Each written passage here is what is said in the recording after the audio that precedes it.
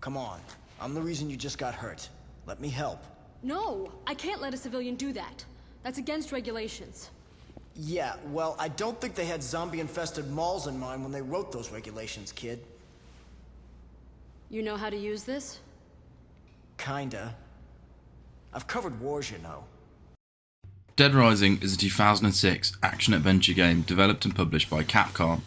The game is the first entry in the Dead Rising series, which boasts 4 games total, a few movies and some spin-off titles in the form of DLC.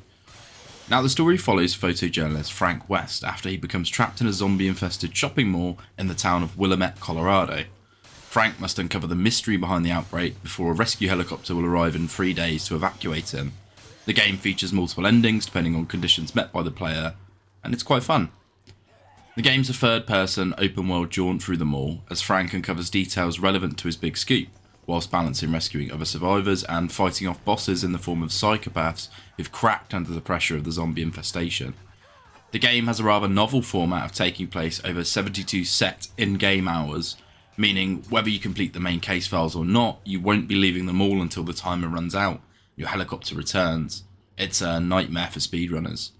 If the player manages to complete the main story within 72 hours, they unlock overtime mode, which is a bit of an epilogue chapter / the true ending. Completing this unlocks infinity mode, giving Frank a sandbox to roam around in, with no time limits, though adding in certain things like constant health drain and enemies that will spawn in. The game is spectacular in what it does. It's definitely unique in its premise, even with other zombie titles existing, even from the same studio. Nothing quite compares to how Dead Rising presents itself, or the infinite versatility you can find in the over 250 items you can equip yourself amongst the mall's various stores to fight the undead hordes. It's like you're playing Dawn of the Dead, but a little bit campier.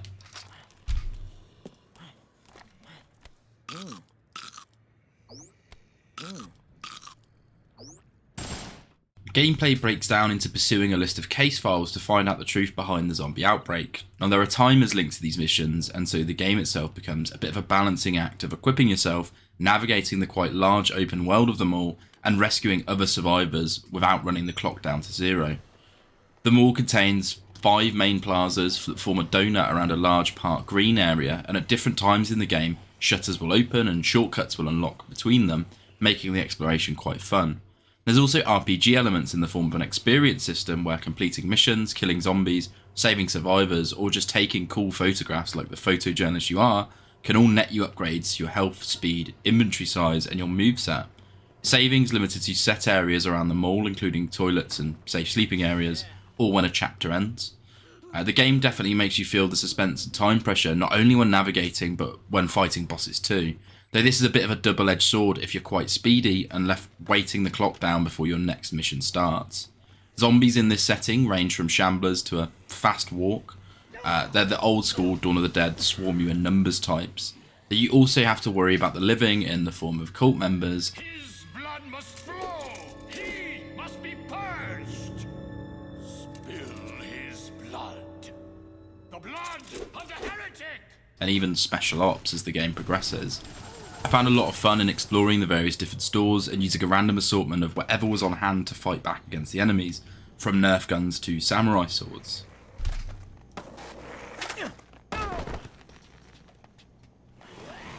Graphics are interesting for a 2006 game. It definitely gives big Yakuza vibes in the realism of the models. It makes more sense when you put them side by side, I think. All the graphics are quite passable for a 2006 game, and you can see where they were limited in the sheer mass of zombies that they could display on the screen at one time. They probably had to make the textures quite simple. There's quite a lot of variety in the models, and it's all rather polished, though the animations for some actions such as eating are quite basic. The game finds itself jostled between high fidelity action game and kooky funny arcade graphics. It gave me weirdly Lost Planet vibes as well at times. Now, the whole aesthetic of the game does flip from time to time between these two, and I found it fun. When it comes to sound, the ambient noises of the mall and zombies are what you'll hear a lot of.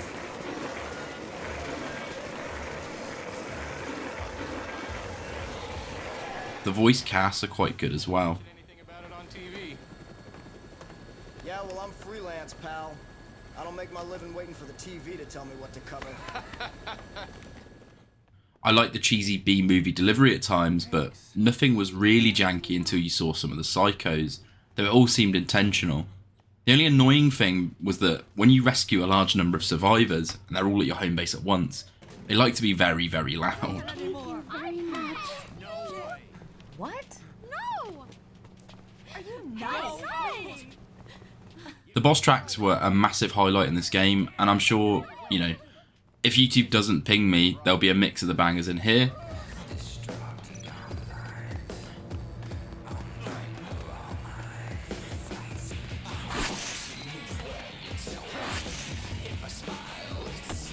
And here.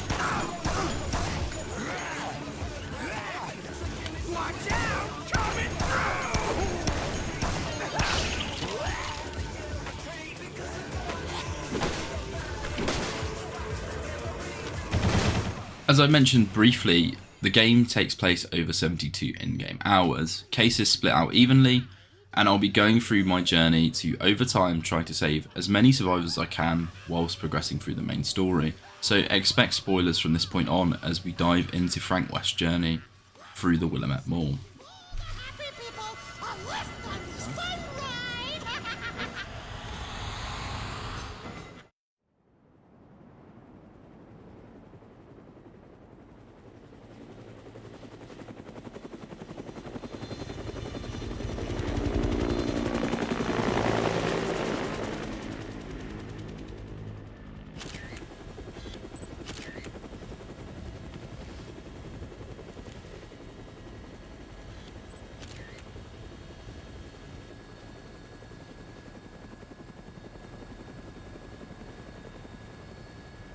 Say, buddy, you mentioned something about research for a story.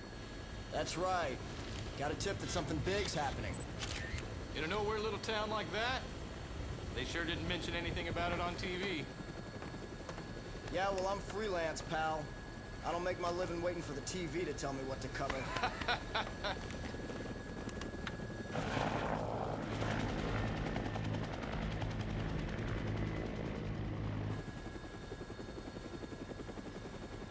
Here she is. Willamette, Colorado. Population 53,594. Distinguishing characteristics? Jack shit. About the only thing to do in this town is kill time at the shopping mall.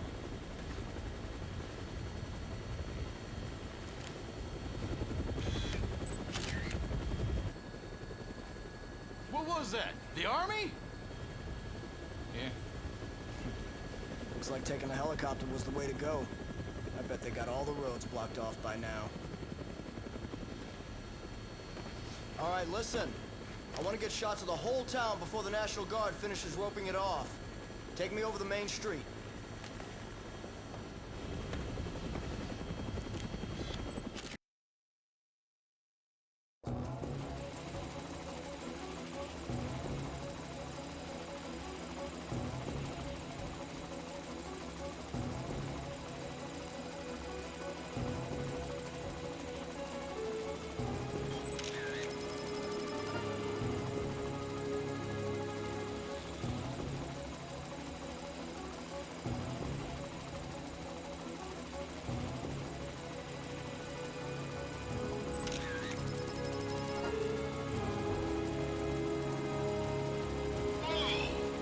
What is that? Some kind of riot?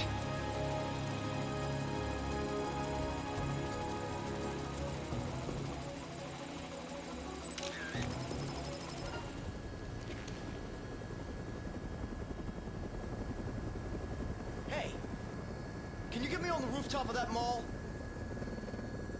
You gotta be kidding me. Man, you are nuts. All right, listen. Don't forget to come back for me. As long as you're not dead, Fred. It's Frank. Frank West. Remember that name, because the whole world's gonna know it in 3 days, when I get the scoop. All right.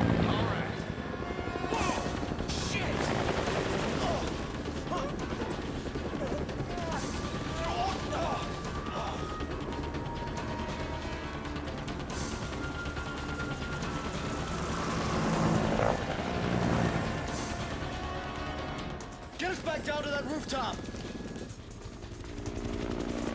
No, I'm gonna get my butt chewed out for this one. We're going down.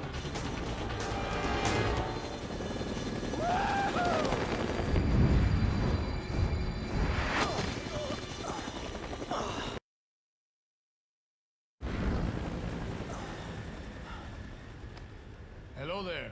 Huh? You're the reporter, aren't you? Yeah, You came alone. yeah, I'm freelance. You know, go on the battlefield alone, no crew. So, what's going on around here anyway? You came by helicopter, didn't you?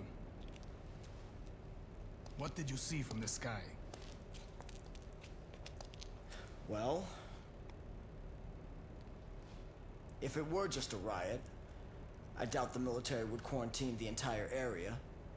The moratorium on information getting out is a little extreme, in my opinion.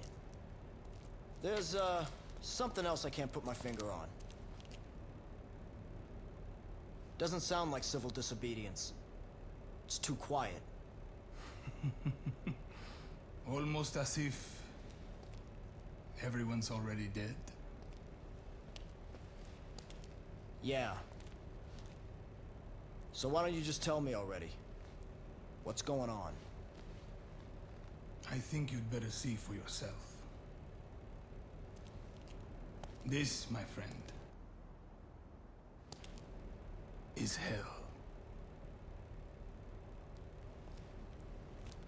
Frank West, photojournalist. He's got a hot lead on something going down at the town of Willamette. After a bit of aerial action, we're forced to make a hasty jump from the chopper onto a nearby mall. A mysterious yet smouldering Latino man, Carlito, tells us everyone's already dead, as we head down into the mall proper. Luckily, the heliport was attached to a security room and we get a bit more scope on things going down.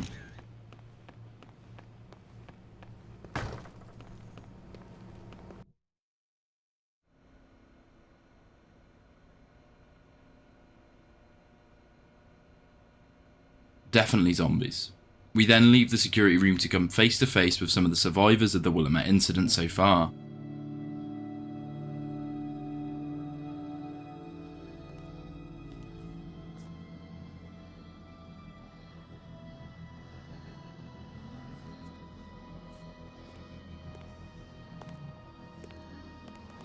Hey, bring that over here.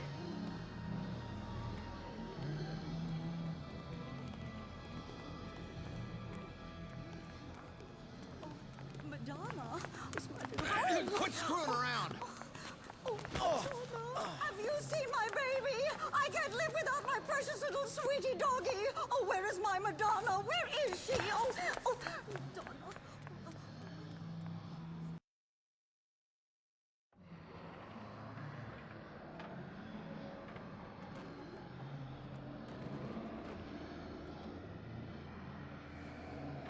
Hey, this is no time to ogle pretty girls, son. You looking to get yourself eaten alive by zombies? What? Did you just say zombies? Take a look out there. If those ain't zombies, what would you call them?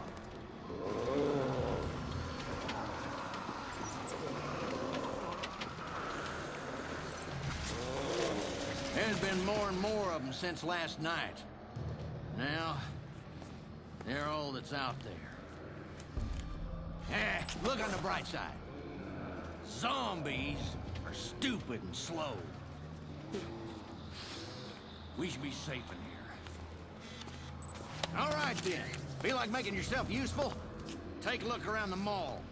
Bring anything we can use for the barricade back here. Andale! Come on, pronto! Including an old Latino lady who's lost her sweet little Pookie Bear Madonna. This whole section serves as an intro. We've not so much as swung at a zombie, but if we head to the back of the area, things get a little bit ropier, and we see a rather bitter old man. Damn it. Every time I come shopping with you, something happens to raise my blood pressure. What do you mean every time? You don't even come home most nights, let alone take me shopping. So...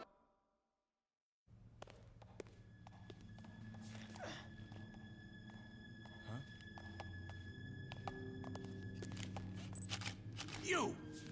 Stop right there! Do you have any idea what you've done? Why did you summon me to this place? What are you planning? Would you calm down? I don't even know what you're talking about.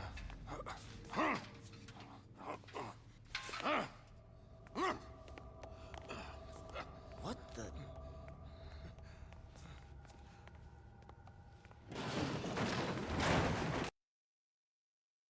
Madonna!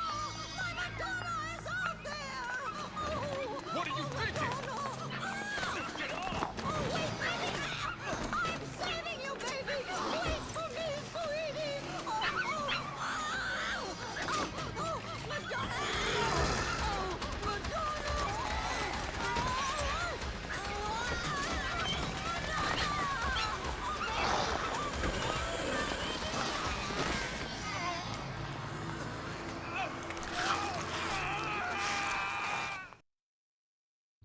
Thanks to that dumb old bint, the zombies are now in the mall, and they're also between us and the security room. We can't actually save any of these people here, so don't mourn for them when it pops up saying they die. Our mission right now is just to survive, which I nearly struggled with, as if the zombies grab you, they absolutely whomp you when you're level 1.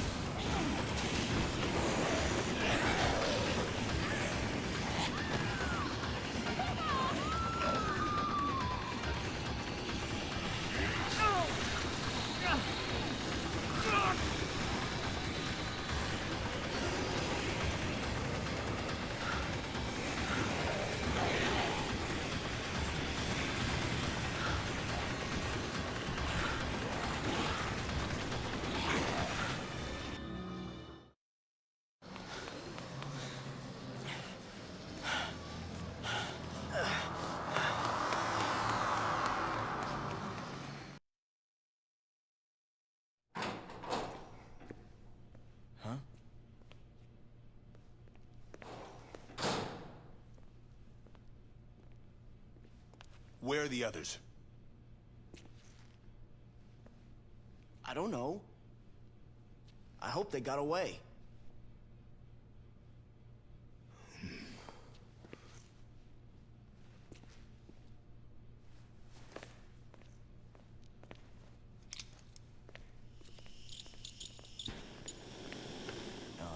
As long as those things are in the mall, we'd better not use this door.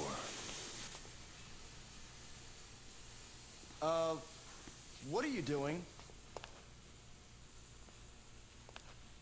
The air ducts. They'll get us back into the mall, and apparently those things aren't smart enough to use the ducts. So they won't be a factor. Wait a minute. You want to get back in there? What for?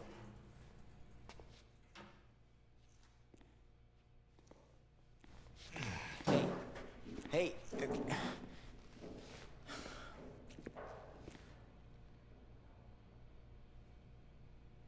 Nice camera. Are you a photographer? As a matter of fact, I am. Frank West, photojournalist. Could you show me some pictures, Frank?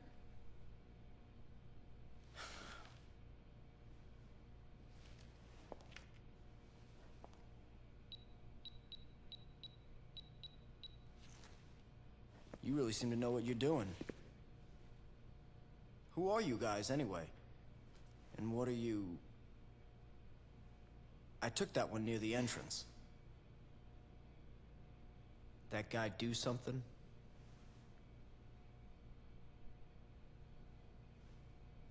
Nope. Thanks for showing me, though.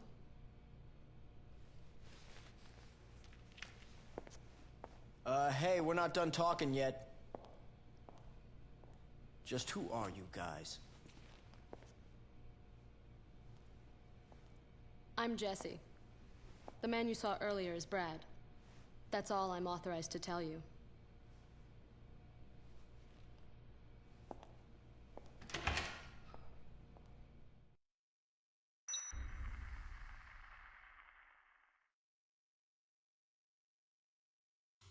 We make it to the security room with a heads up the chopper won't be coming for a little while, 70 odd hours, and after saving, we're finally ready to begin looking into the mall. The Dokes lookalike is who we're after, he might be able to tell us more. Otis the janitor gives us our transceiver and away we go. Now he'll actually call us throughout the game whenever he spots something going on through the CCTV. That's how you get your side missions and some of the main ones as well. We spot our first optional survivor on the roof, Jeff. There are survivors all over the mall that will appear throughout the 3 days, normally time gated with, so long to save them. We have the option of doing little side missions and then escorting them back to the safe house. This gives you so much PP that it's always worth doing. Some survivors could be miles from the safe house, or injured, or need certain items to come with you. Jeff's mission is to find his wife Natalie. She's actually just on the other side of the roof, and you can get a lovely little snap of them when they reunite, netting you some XP. Fantastic. Get them back into the safe house, and it's time to put ourselves into danger for real.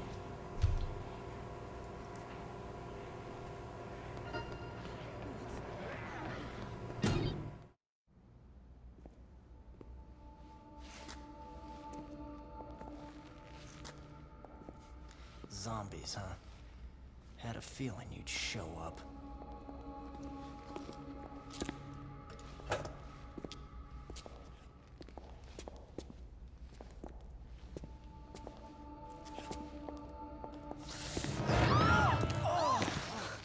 God, it's you.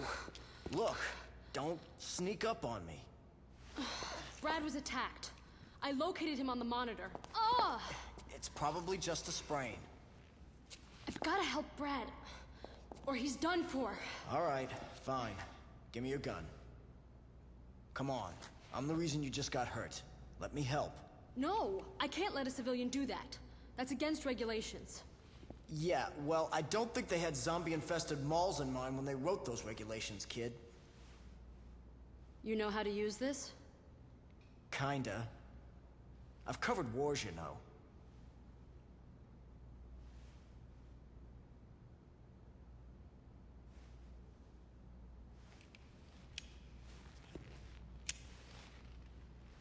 Look, after I'm through helping you, you and I are gonna have a nice little chat.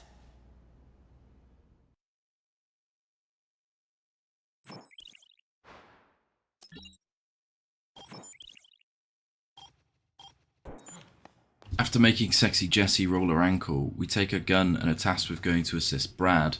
Now this is case 1-1 and we have limited time to go and give Brad backup. In that spirit, the best way of moving around throughout our time in the game is the humble skateboard. It's something I picked up watching Ecdysis' streams, but essentially if we avoid hitting zombies, it'll shave plenty of time off any trip we make, making all this side quest juggling later on a bit easier to handle. Head across the map to the food court to find Brad.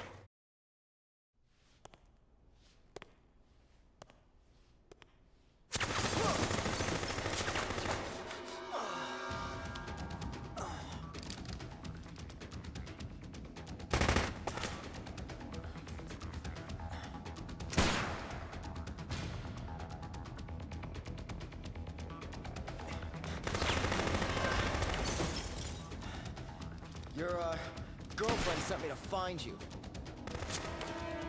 Who? Jesse? Damn it!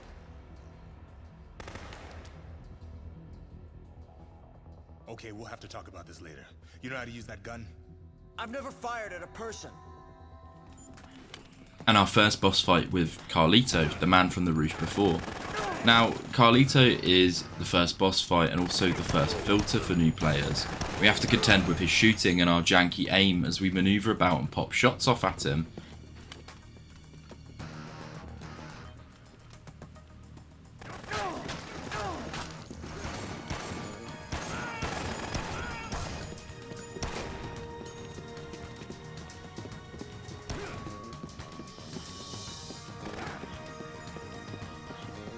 When we eventually do enough damage,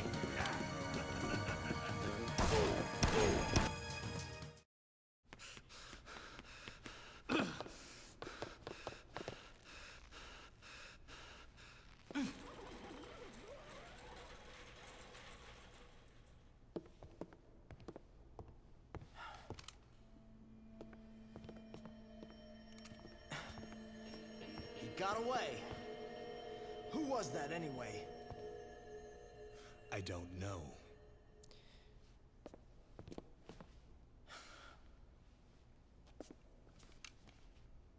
Well, thanks for your help. The name's Brad. I'm Frank West, photojournalist. And right now, I'd rather have an explanation than your thanks, Brad. Sorry, I've got nothing to tell you.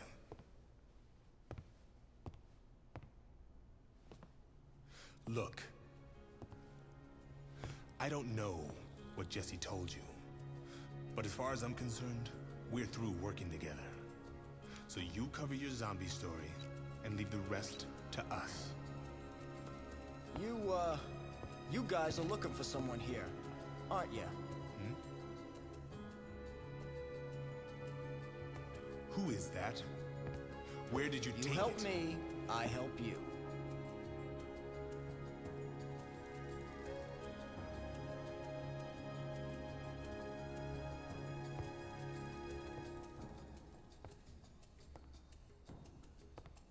Damn. You're one hell of a journalist, aren't you, Frank? A hot-headed, underhanded, hotshot paparazzi with nothing better to do than to invade people's privacy. I try. You got a point?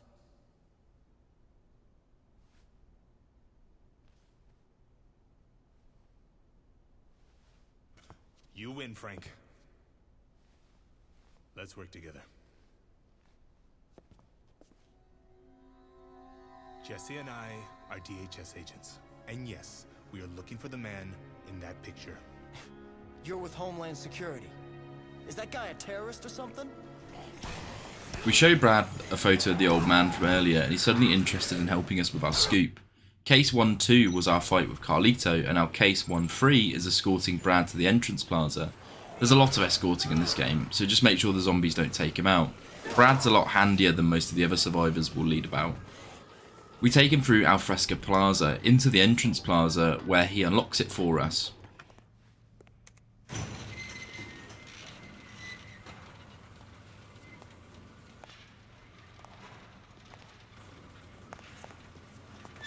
Just open this gate.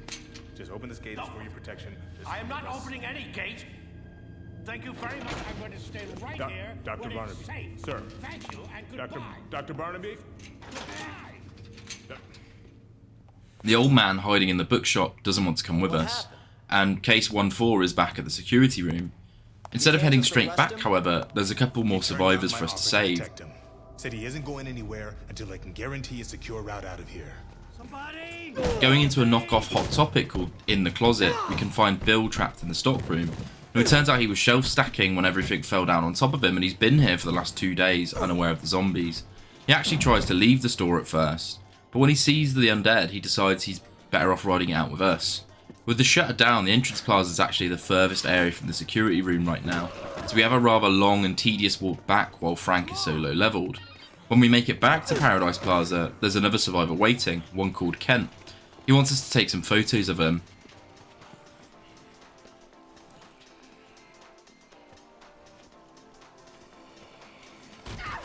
Fantastic. Perfect.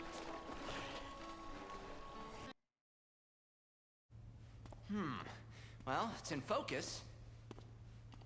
And, the composition's okay, I suppose. Uh-huh. That ain't half bad. Okay, here comes the next one, Frankie. But first, feast your eyes on my work. Now this is my most emotionally moving shot. Now this is my sexiest shot.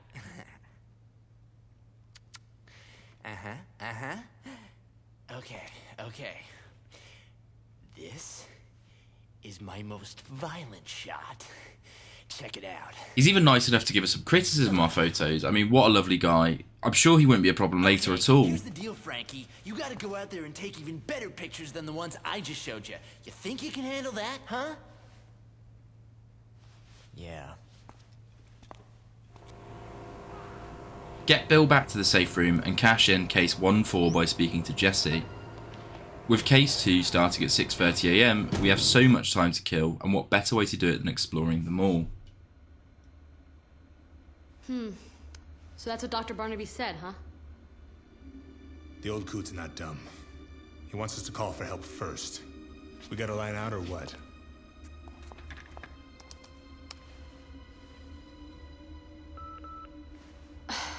The signal's being blocked. I can't even contact HQ on the emergency line. So, if we want to get our hands on Dr. Barnaby, we're gonna have to secure a way out of here ourselves. All right, we've got to deal with the situation we've been handed. The boneheads back at HQ might be working on something too. There's a helicopter coming. 3 days from now. At noon, it's my ride. Is your ride reliable? Absolutely.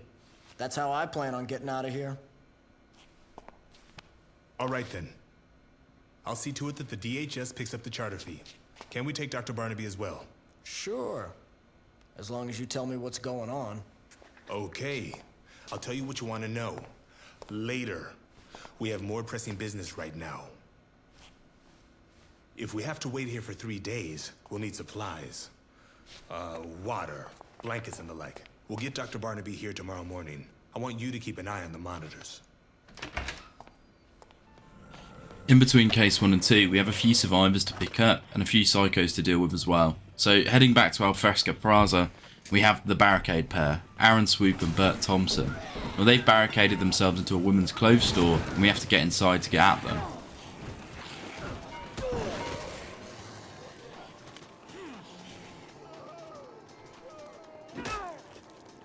Bert will attack us, and so we have to beat some sense into him before they'll both agree to come with us. Leah Stein's also in this area. She's crying about her lost baby Grace. Leah's injured, so we're introduced to having to carry certain survivors. Sometimes this may involve having them on our back.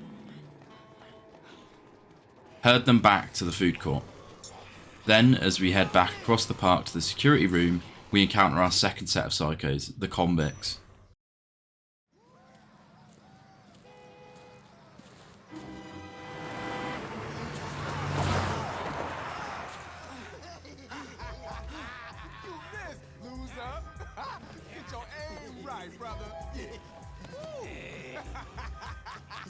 Alright, looks like we found our next contestant. We're gonna take out that dude and snatch his old lady.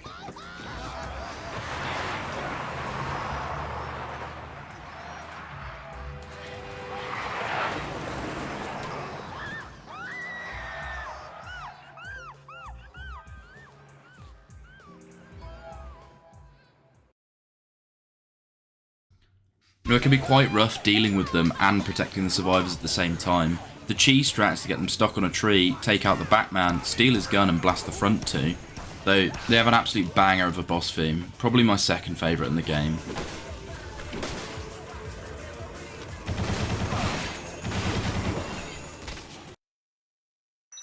Their death signals 7 PM in my game, and as such the zombies get a bit more aggressive as it's darker out.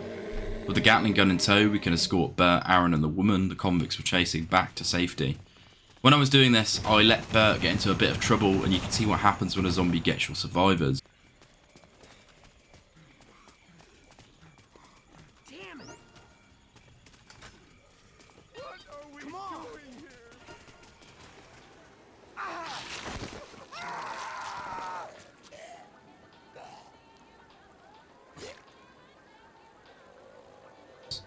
Not nice, but I managed to save everyone else for the rest of the run, so 2 down isn't too bad.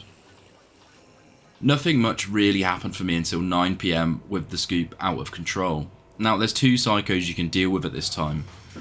Adam in the Wonderland Plaza or Cletus in the North Plaza.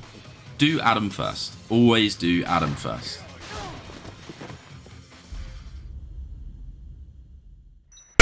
If we head to Wonderland Plaza, Frank encounters the funniest man this side of the apocalypse.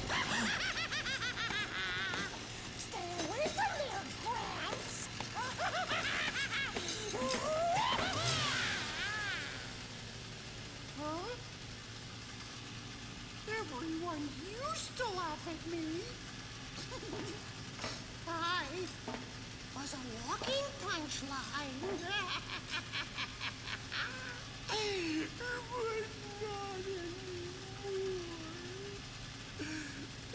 But not when the zombies came, everyone died. Now, Adam's a joy. He's gone crazy. The zombies have took the children from him. Realistically, Frank could have left him had he not kidnapped a member of the service staff, and I think no one would have been harmed for it. The fight with Adam is fun. You need to not get greedy, as at this level he can one-bang us with certain moves. Hit and weave, hit and weave. He's always going to get up and do that little breath of fire attack, and so we just need to avoid that mostly.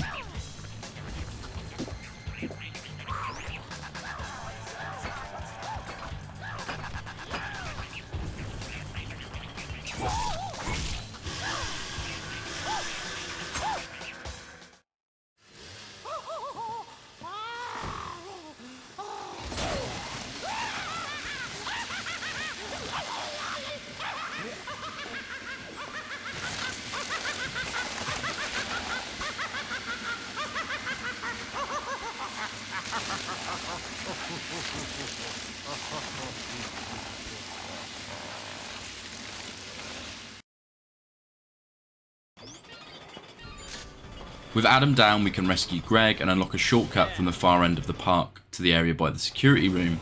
Now, this shortcut's necessary if you want to save everyone. There's just so much ground to cover and it saves so much of it. We also get Adam's mini chainsaws, which are hands down the best weapon in the game.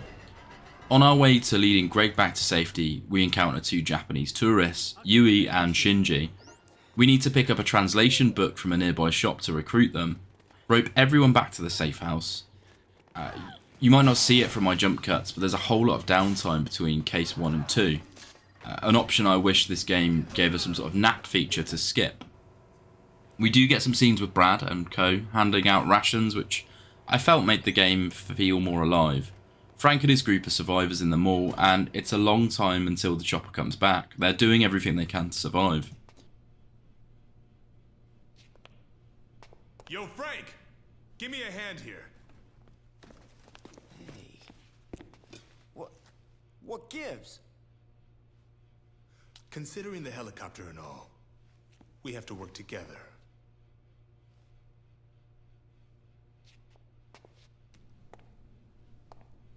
But that doesn't mean we can tell you everything. And everything we do tell you can't necessarily be printed. Yeah, so? So, I just want you to appreciate the situation. Well, we're up to our necks in zombies. Yeah, I think I appreciate the situation just fine.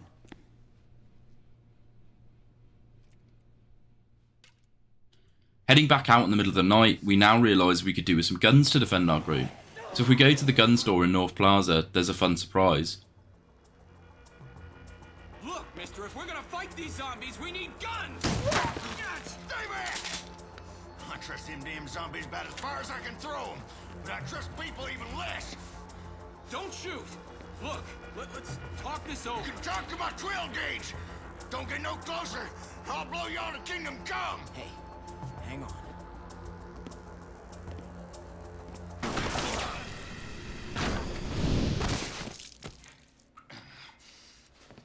God damn it, I warned you. In a situation like this, I can't afford to trust nobody.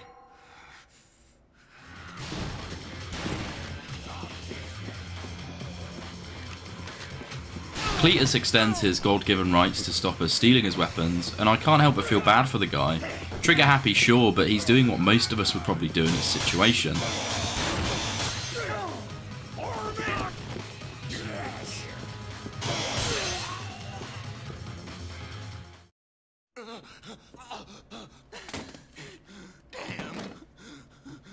Damn, mister. Come on now. What are you, crazy? You want guns so bad that y'all are willing to kill for them? Let me go. Hey. Please. Hey, wait! No! No!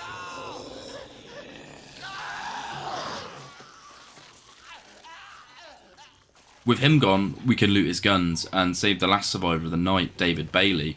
He also got attacked while looting, though he was looting the supermarket in this case, and so he's one of the few we need to reassure and carry back to the safe house. En route, you'll also notice the convicts have respawned. Now, they're the only psychos to do such, and at midnight each day, it seems new convicts break in. Perhaps there was a big riot in a nearby prison, perhaps it's just for game balance. But we get David back, and this begins the long wait until Case 2.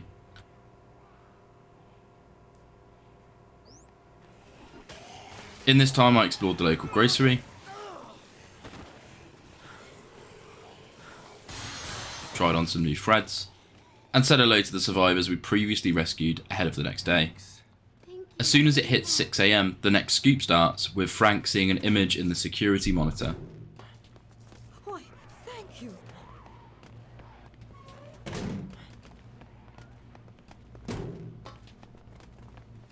I appreciate that. I really owe you one.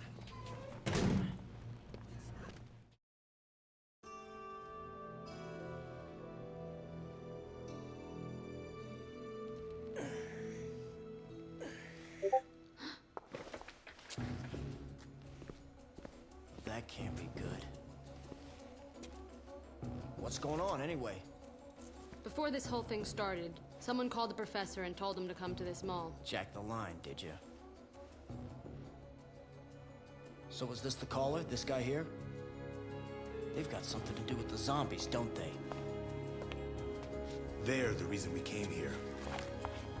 And if he gets away with Dr. Barnaby, none of our questions will be answered. Case 2 starts with Carlito trying to kidnap our Dr. Barnaby, the old man who locked himself away in the bookstore and the one that Brad's after. Now the time pressure's back again, so we make good use of the skateboard and head over there.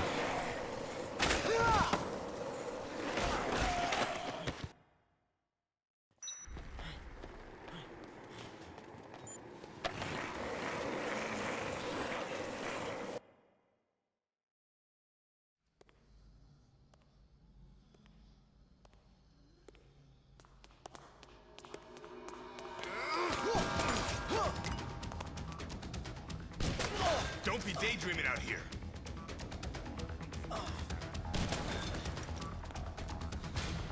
Someone's shooting from the floor above.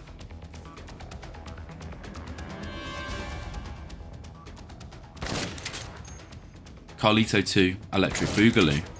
With the professor preoccupied, we've got to help Brad take out Carlito.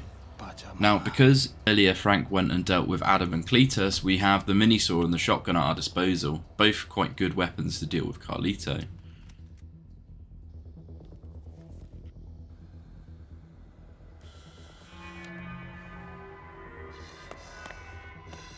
Hey, it's the professor. Look out! Go right through you!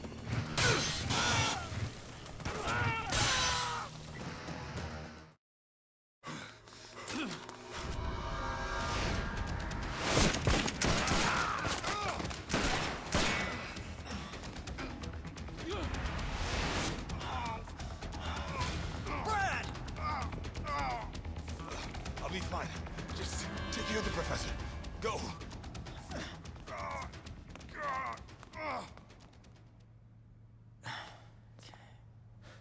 He's unconscious, but alive. Damn! You all right? Yeah, but I'm not in any condition to carry him. Can you get him back to the security room?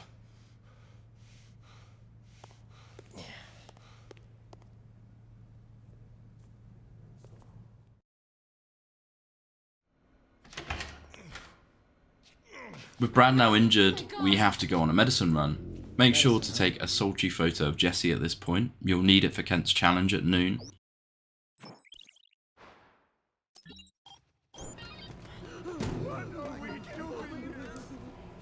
Yeah. Fantastic. Head back to the supermarket in North Plaza, and as said before, the mall is one big donut, so it's not too hard getting there.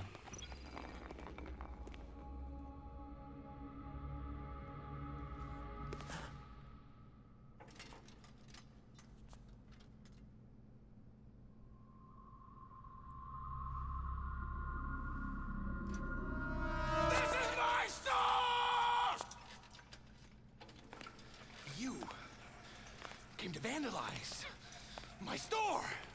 Huh? Not on my watch! Someone's been hurt. I need medicine. Hurt?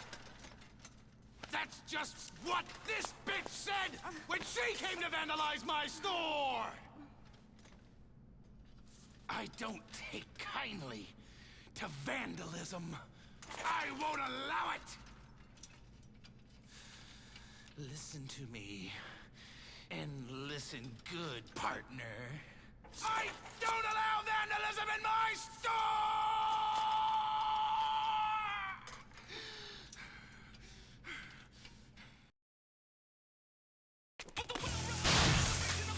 This is Stephen. He doesn't allow vandalism in his store. One of the psychos, he's a hoot. Just get behind him and whack him. It lets us save Isabella too.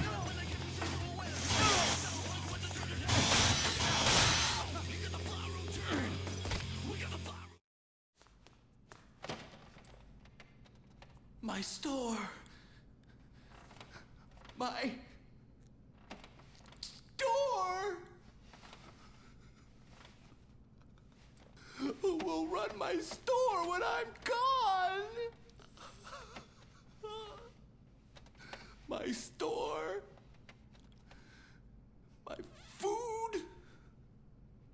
My sales. My customers.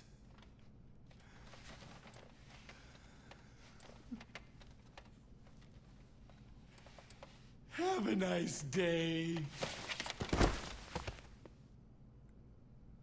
Clean up! Register 6! A true wagey until the end. Look, I saw you at the entrance yesterday. You needed medicine too. Maybe we should work together. I don't need any help. You people don't know a thing. You're the ones who caused this nightmare. You ruined Santa Cabeza and started all this. Isabella blames us for Santa Cabeza, whatever that is, claiming we started the zombies. I believe she's referring to the Americans as a whole there, though not clarified. With that little nugget of mystery, we head to the pharmacy and get the first aid kit for Brad. Now we still have a little bit of time, and Otis spots a young couple in Wonderland Plaza. Head over there using the Stephen method.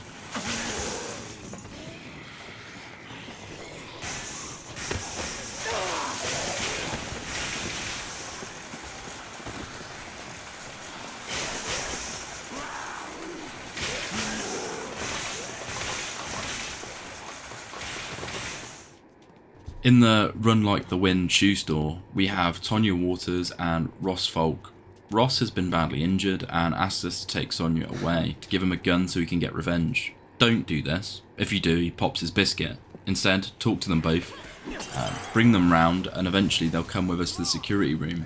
From there, we can hand in the medicine to Brad.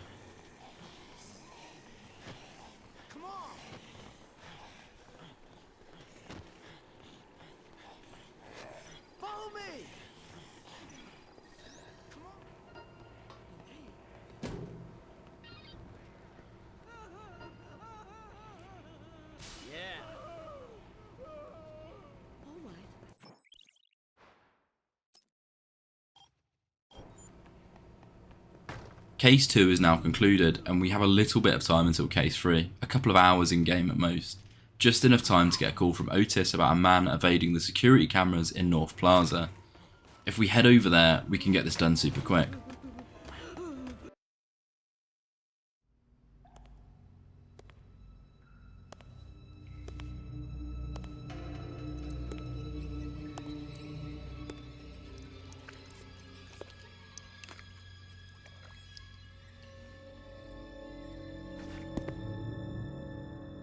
Name and rank, soldier!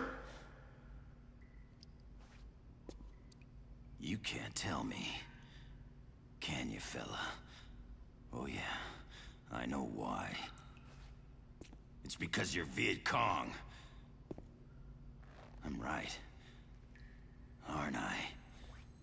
You are nothing but a filthy communist!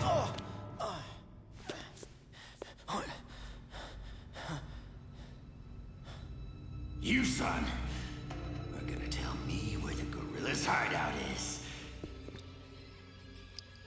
By the time I'm done beating information out of you, you are gonna be begging for death to come take you away.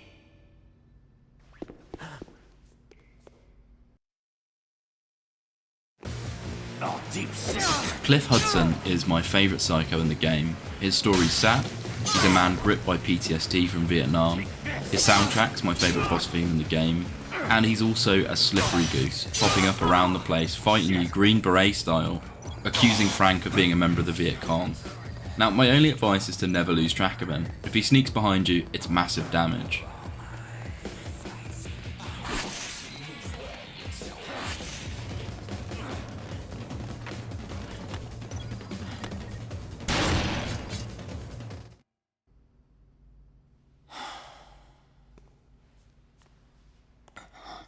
You. Over there. Here. Take this.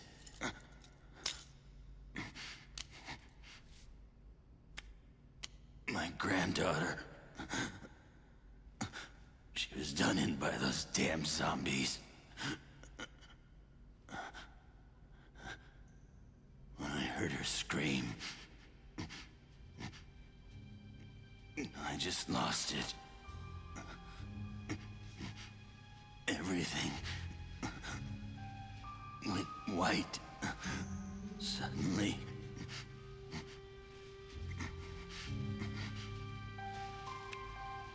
The war, it wasn't over. Not for me. It never ended.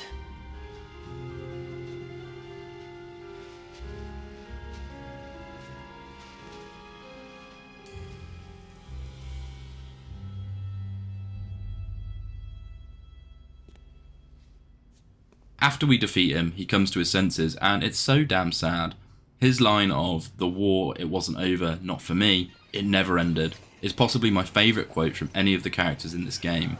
The man just got a tough break. If we use his key, we can find the other survivors he fought with Viet Cong: Josh Manning, Barbara Patterson, and Rich Atkins. None of them are injured, thankfully, so getting them back is piss easy. I managed to time it just right to kick off Case 3 as I rescued them, and even they didn't have any beef with Cliff.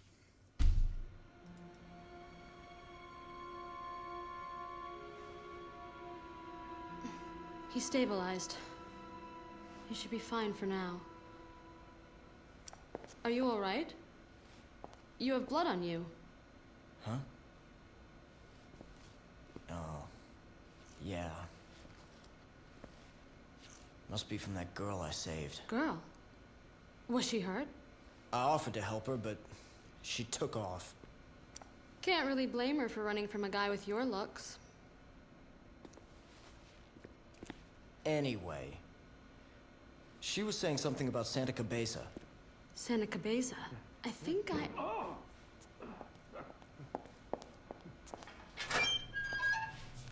Dr. Barnaby, you're awake. Santa Cabeza. I should have known. I thought Santa Cabeza was over and done with. You plan to dispense justice now? Calm down, Dr. Barnaby. We're only following orders. We have to protect you. Protect? More like imprison. Professor, if we're going to protect you, we need to know the truth. All of it. Please. Talk to us.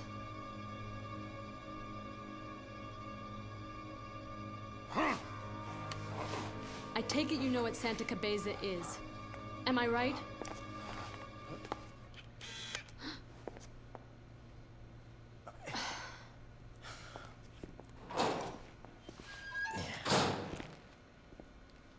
Fine. I'll just get my information somewhere else. Thank you very much. Maybe if I can track down that woman again.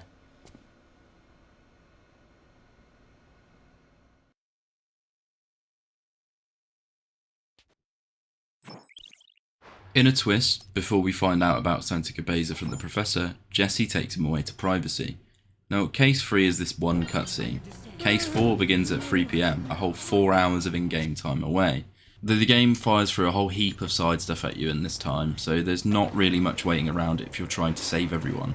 Saving the survivors isn't mandatory, you don't get anything really special for it. It just nets you a load of XP, so it's worth doing, and it makes me feel like a nicer person.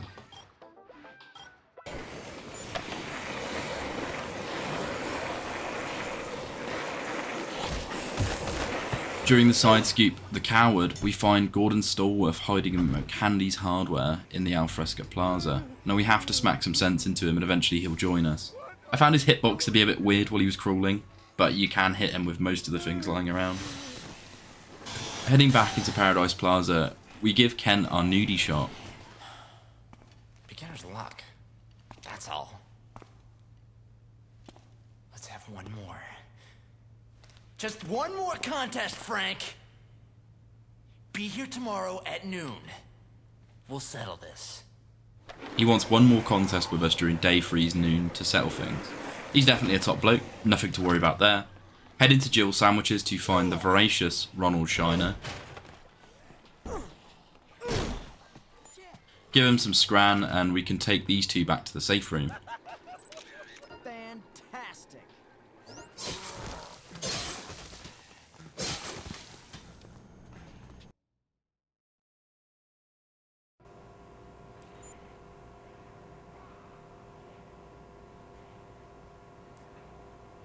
Though in case you thought things were going too smoothly, things get a bit strange when we next leave the safe room.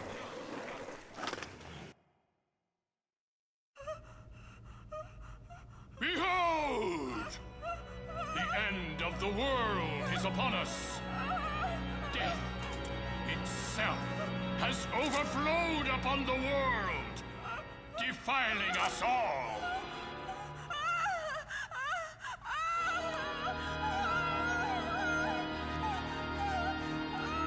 The only path to the salvation of the soul is the purging of the tainted blood!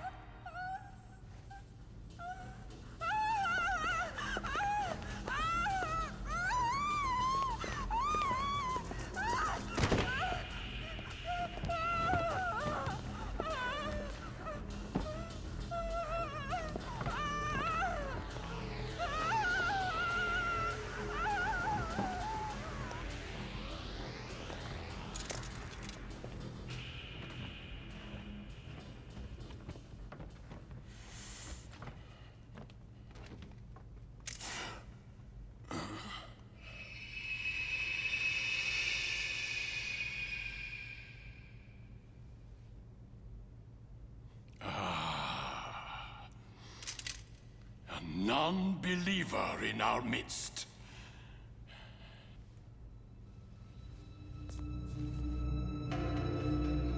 If we are to achieve salvation, his blood must flow. He must be purged. Spill his blood. The blood of the heretic.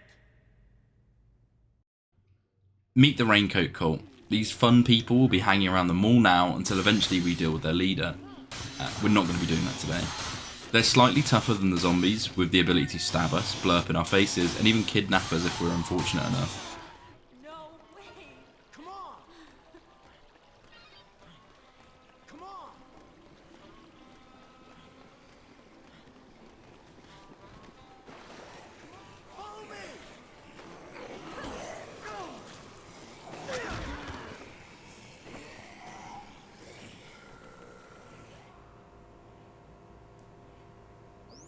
We save a girl called Jennifer from her ritual sacrifice before getting a new call from Otis about a policewoman in Wonderland Plaza. Now the game at this point continues to be fun, with a nice mix between time-sensitive missions, escort work, and combat with some slightly tougher enemies. The cult's a nice change from the fodder zombies that were more of an annoyance than anything lethal. Head to Wonderland to meet the cop.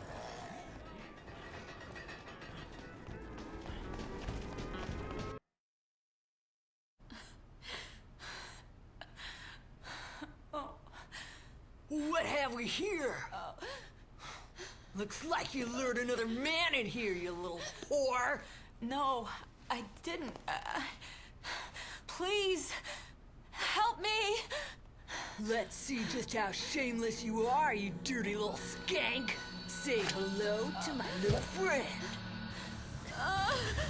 No, not again. Help me! Officer. Officer, can I talk to you for a minute? I mean, look, what did that woman do? This seems a little, Shut your pie hole! If you try to interfere with official police business, start with you before I get to her!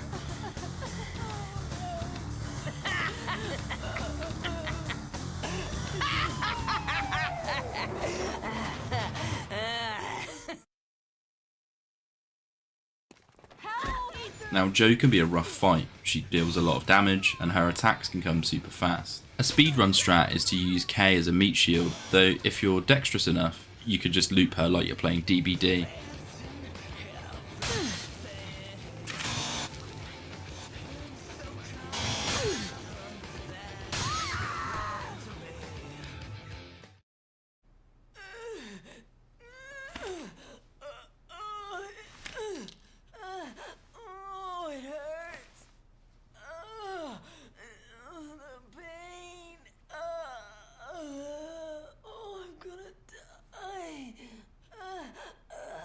Can't believe a worthless prick like you did me in!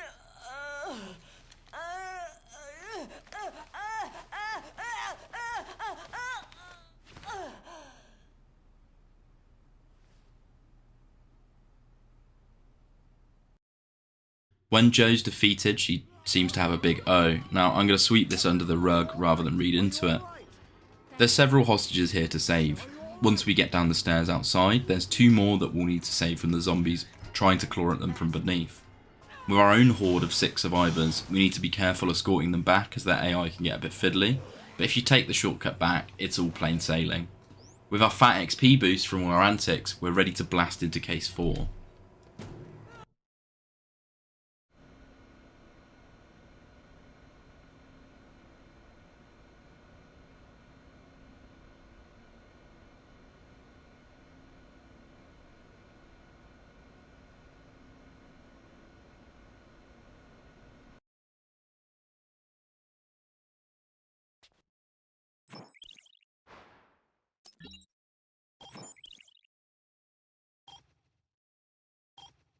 Okay. Isabella is back at the grocery store. We can take a nice skate over to say hello to her. En route, you'll see the cult members have put up some nice posters about their lovely group. It's nice to see the changes the mall undergoes at different stages of the game. It feels alive. Continue our skate over to Isabella, the skateboarding being the goat of the game. Hey.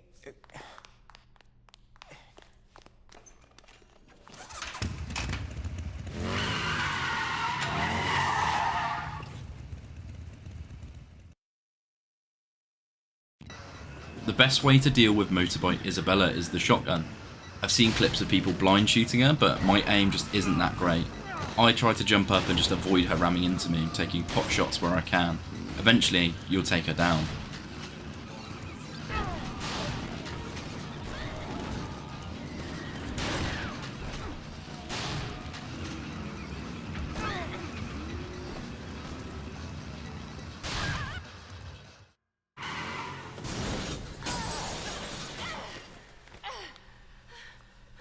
Wait, I've got to talk to you!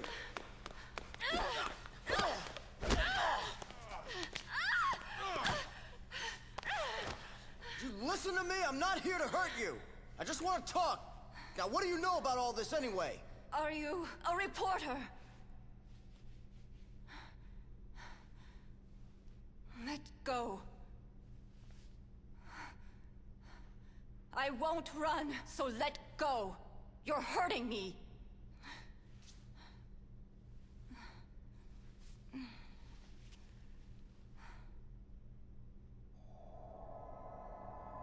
How much do you already know? Have you called for help? Hold your horses, babe. I'm the one asking the questions here. What is Santa Cabeza, and how is it connected to all this?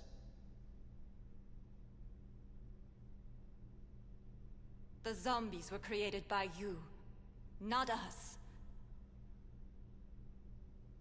That's what Carlito wants you all to know. Who? If you want to interview someone, talk to Carlito. He has all the answers.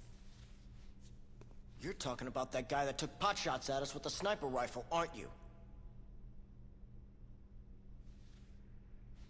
Take me to him. No. Not now. He's injured. And in no mood to talk to anyone.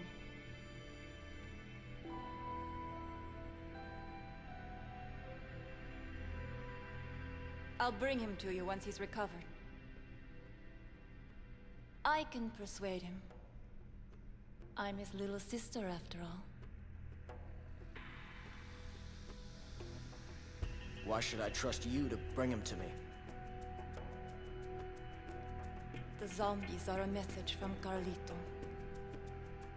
He wanted people to know.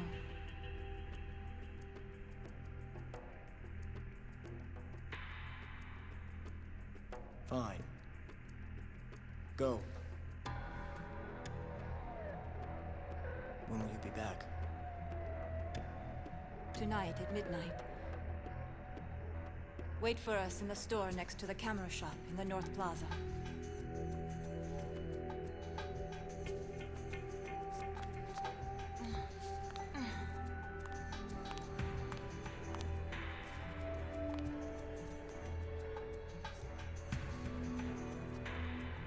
I'm Isabella, by the way.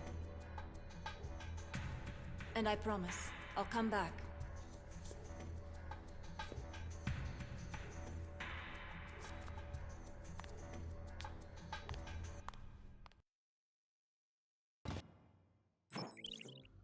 Turns out the zombies are a message from Carlito. It seems the Americans did something dirty down in Santa Cabeza, and I'm sure Frank will find out what. Isabella plans to get Carlito for his big scoop.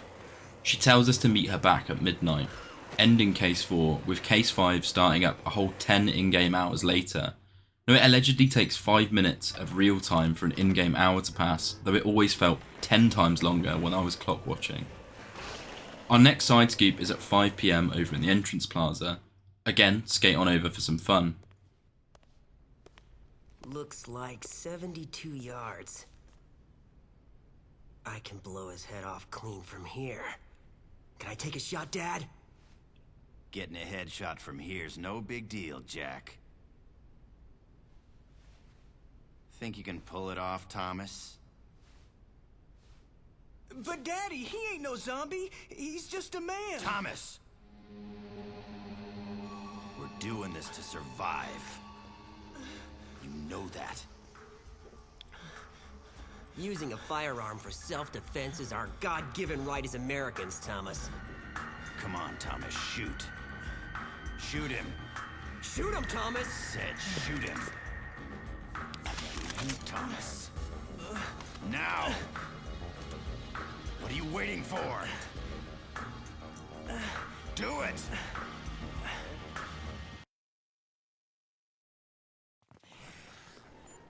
Meet the sniper family. Now they suck ass, and for some reason their bullets don't do a lot of damage.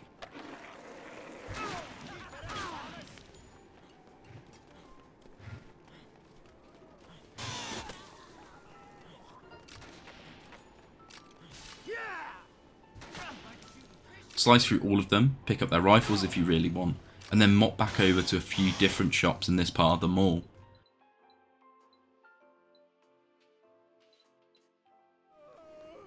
Wayne Blackwell is a survivor hiding from the snipers in Fine Lady Cosmetics, and he comes once you've defeated them.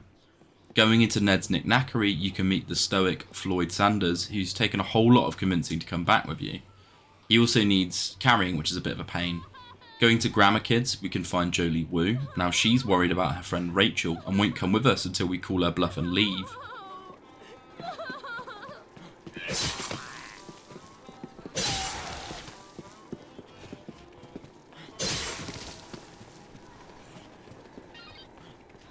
We need to take her to Rachel upstairs or Rachel won't come with us.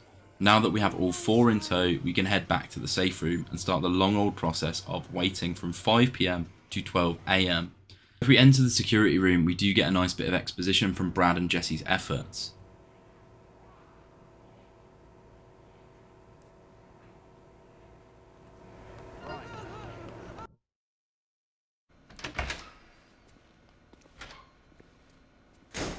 You learn anything new on this end?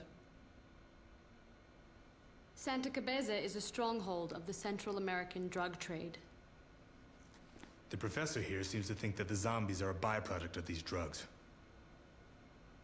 So you're telling me, what, that somebody spread a bunch of zombie drugs around Willamette?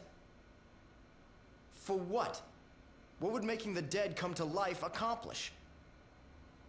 They're terrorists. Don't try to explain their actions with logic. I've analyzed the drug in question, and I've reported my findings to the government. That must be what set them off. They didn't want to be exposed.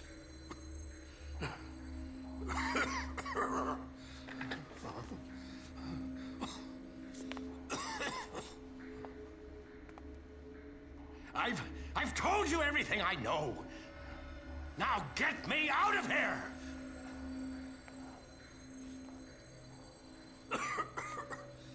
Call for help and kill those creeps!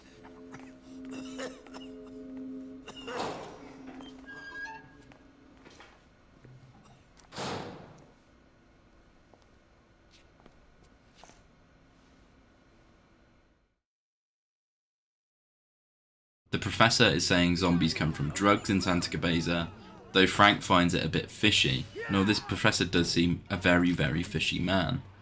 Sometimes in this game, the survivors themselves might try to turn on Frank, and the first such instance comes from Ronald after he eats all of the rations. We need to bring him some food or he'll take quite a large number of our survivors away. Not too much happened while Frank waited. He did take a trip under the mall to the maintenance tunnels just to look at the sheer number of zombies here. And it's mad, right?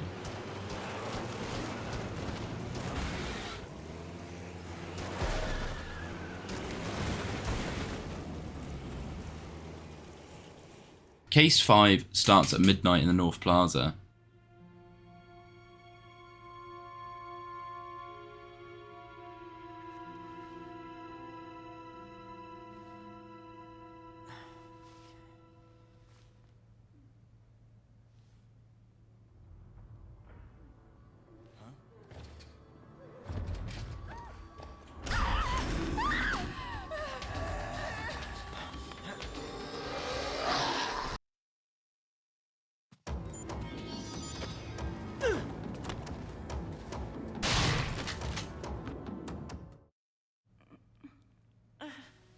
Were you bitten? No, it was Carlito.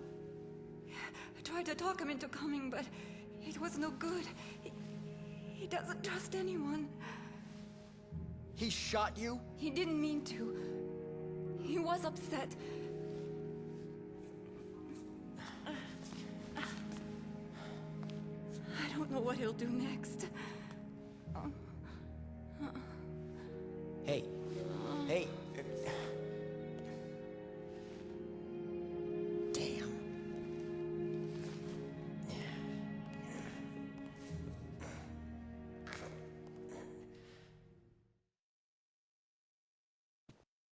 Isabella's plan to get Carlito to come and meet us has backfired. In fact, he shot her and we need to get her back to the safe room. Now, it's not too far from North Plaza, but we do have to carry her. As we go, we'll meet another survivor, the shotgun-wielding Kendall Johnson. He's literally right outside of the door. He's a bit abrasive and takes some convincing, but with his weapon, he's perfect for helping us get Isabella back.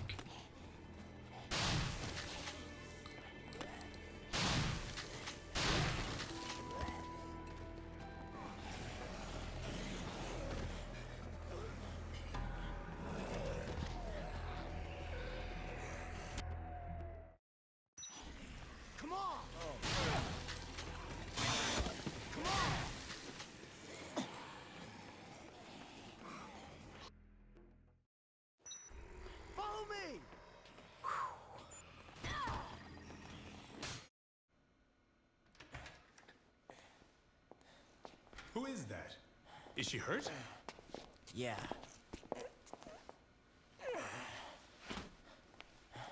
You're looking at the bad guy's sister. Bad guy? The one who caused all this? That's right. Her asshole brother caused the zombie outbreak.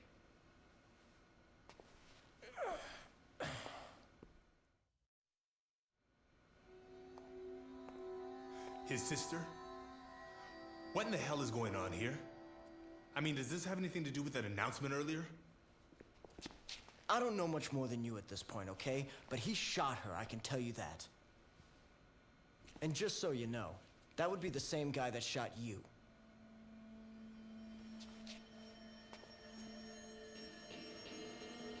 What's he after? What's his ultimate goal? I don't know. But according to her, his plan isn't over. Not yet.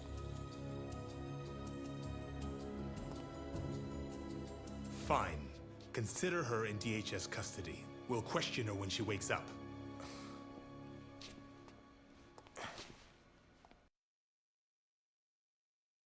Get Isabella back to get some input from Brad and Jesse. The next case is titled Santa Cabeza and it starts in the next 2 hours of in-game time, so wait around.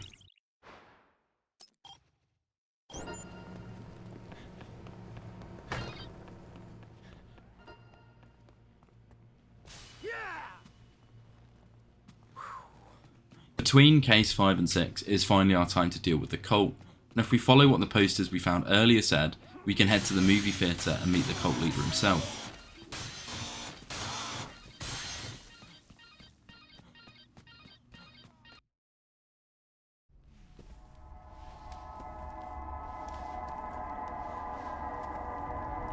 Those who reject salvation embrace ignorance.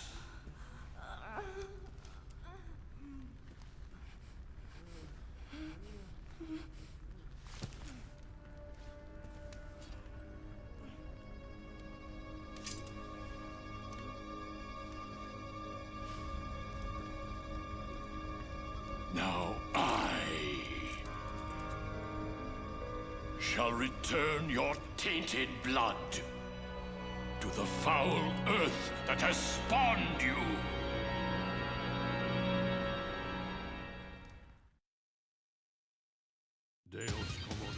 I feel like access to Adam's weapons from earlier does trivialise some of the later fights in the game, but at the same time, it's very easy to play cheesy, and I don't care.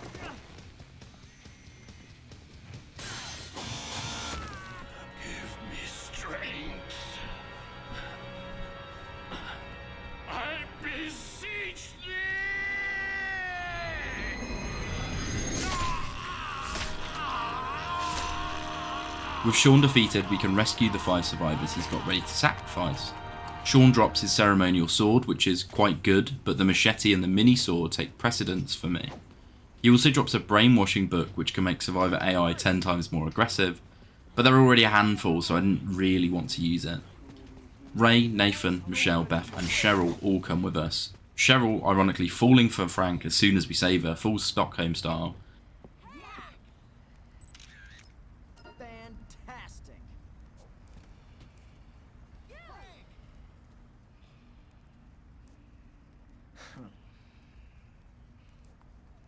So kind.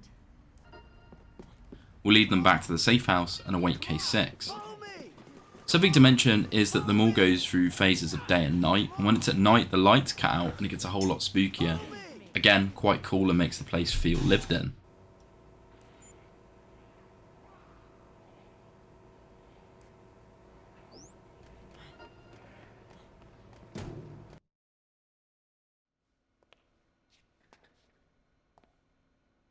What is your name? Isabella. Isabella Keys. Well, Isabella, this is an emergency, so we'll skip the formalities and cut to the chase. Consider this an official interrogation. Tell me everything that you know. Fine. I'll explain why all of this is your fault. was no drug trade in Santa Cabeza. Just an American research facility. They were doing research on some sort of parasitic insect. Like a wasp. A wasp that turns living things into zombies. If you don't believe me, just ask the man who was in charge of that research. The head of the Santa Cabeza Livestock Research Facility, Dr. Barnaby.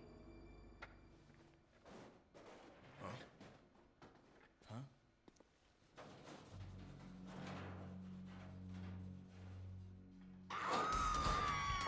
Jesse! It started! He's turning! Hey!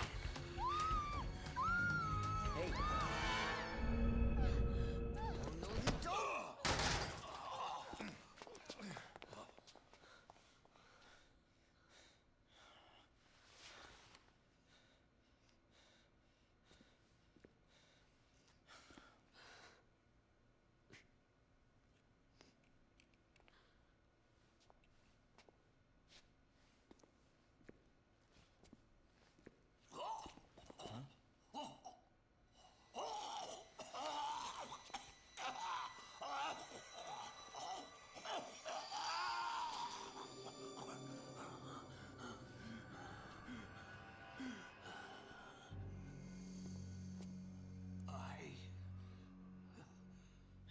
I'm a zombie.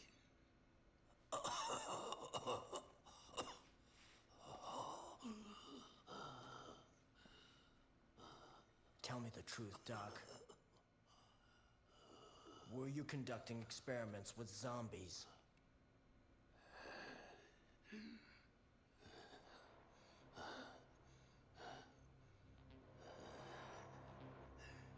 Zombies?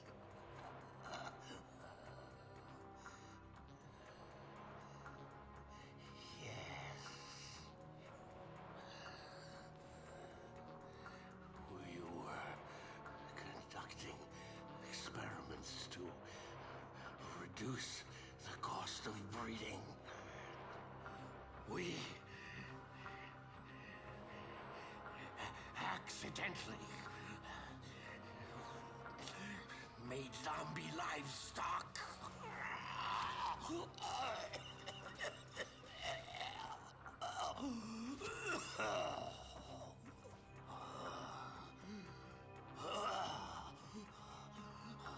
So the government's now in the zombie-making business.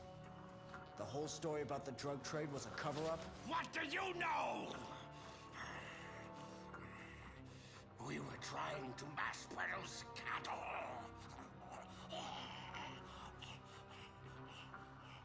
Do you have any idea how much meat Americans consume in a single day? That research was absolutely necessary!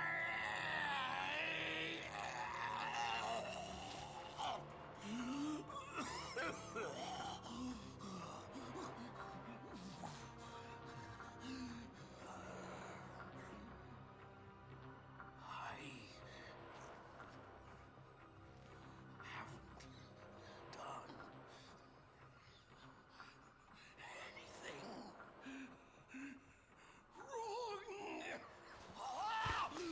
wrong!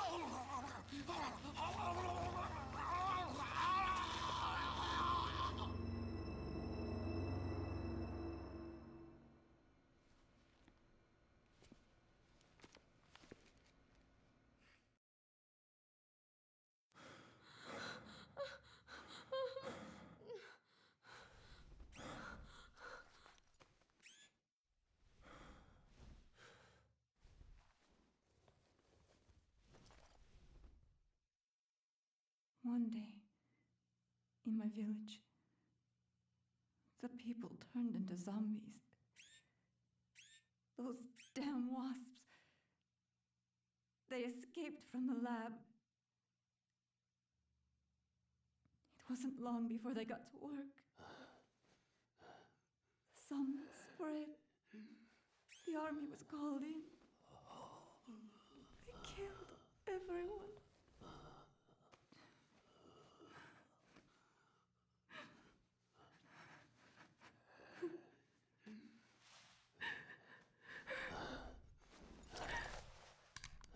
Move.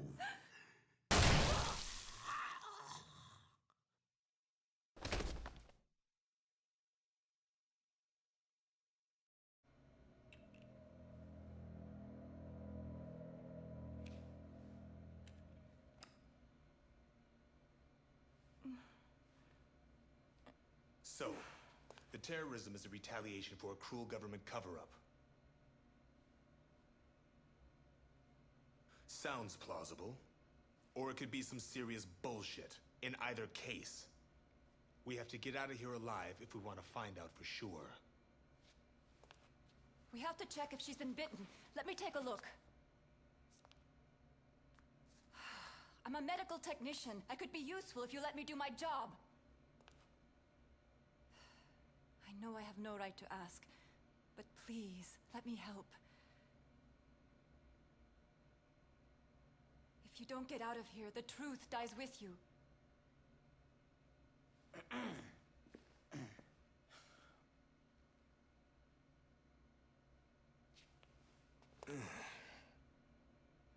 All right. If allowing you to atone for you and your brother's scheme makes things go more smoothly for us, I'm all for it.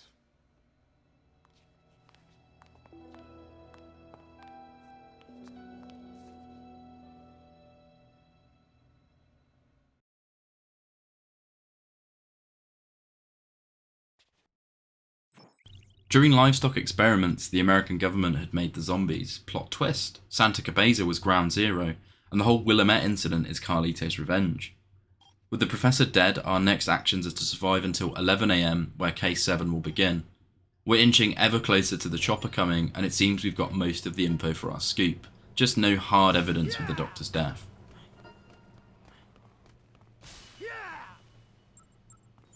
There are a few survivors to grab in the 10 hours of in-game time we've got to run down. After pulling Isabella, we put on a fedora and head over to the gun store. Inside you'll find Jonathan, Alyssa and Brett. They've taken over from Cletus and will shoot us if we enter. If we can get back out the front door, they'll realise we're human and come to greet us. They're happy to hold up here, but if we can show them a photograph of the security room entrance, they'll come with us in search of the chopper. And obviously it's easier if you have this ahead of time. They're quite an easy escort back, despite a couple of them leaving weapons behind. Brett has an assault rifle, which we can't get except from Special Forces agents, so either he's stolen one from the National Guard, or I'm just reading in too deep, and the game's just put it in there because it's cool. After that trio, we head to Wonderland Plaza for our next psychopath, Paul Carson. He was the original incel before the word got circulated, and just look, let me show you.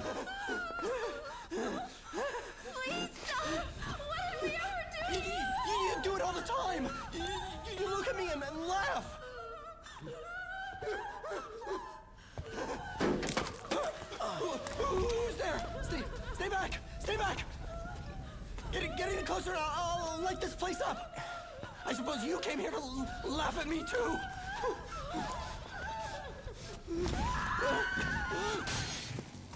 Paul's a tragic story of combining social anxiety, arson and a zombie apocalypse. He's got a fun habit of running from combat, making him one of the least aggressive psychopaths, so you just chase him, swing and avoid his attacks, and eventually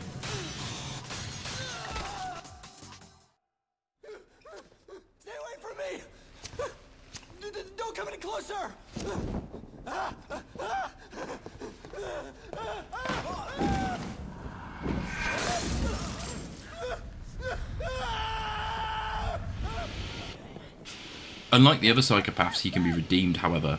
After the fight, if you extinguish the flames, he'll join as a survivor. Later on, he'll even be a Chad and make Molotovs for us. Rescue Mindy and Debbie from the supply cupboard, and head on back to safety through the shortcut. Follow me! Go!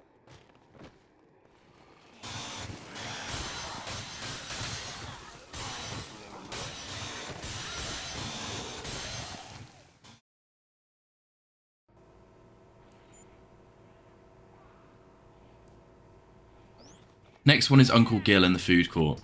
If you're really good, you could probably grab him at the same time as the last three. He's an alcoholic, and just let me show you how we deal with him.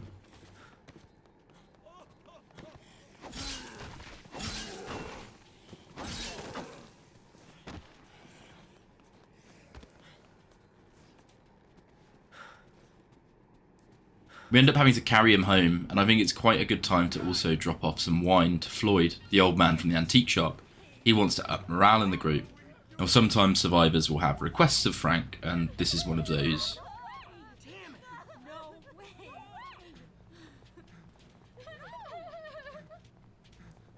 Thanks.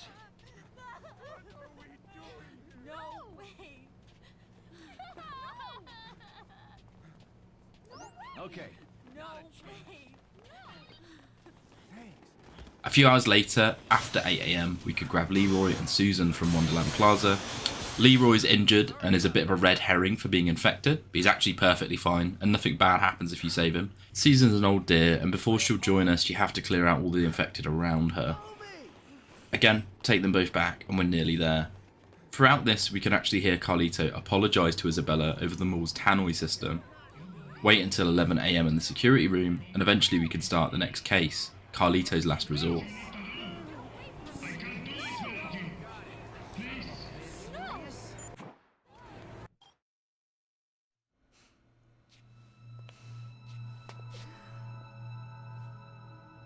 Exactly what is this last resort talk all about? Carlito said that he'd blow up the mall if you were cornered. Damn! We've got a regular suicide bomber on our hands. Worse than what you're thinking. The explosion would send parasitic larvae into the atmosphere. He plans to spread zombies outside of the city? Is he insane? If that bomb goes off, there'll be nowhere to run. The zombies will be everywhere.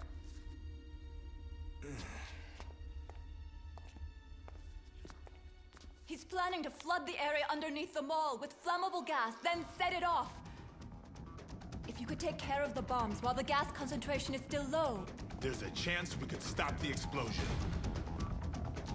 Let's do it.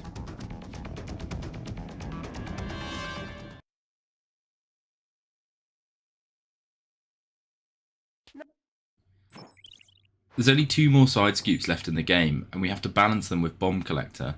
Starting off when it hits noon, we can see our friend Ken again. Good timing. I was just about to shoot my piece de resistance. I'm gonna capture on film the exact moment that a human being crosses into zombiehood.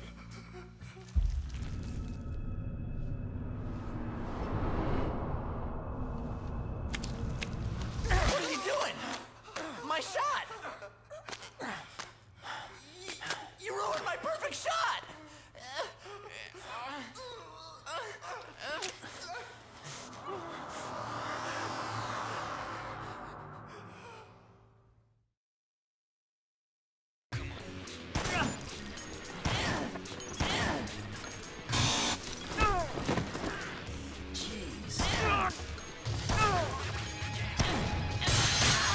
And here was me thinking he was a stand-up dude. Just slap him down like the second-rate duelist he is. Do it, Frank.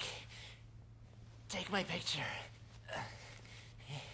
It'll look great on your mantle.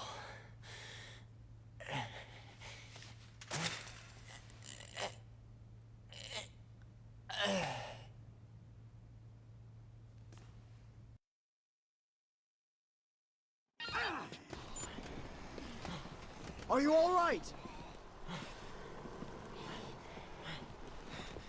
Thanks. Damn it. Damn it.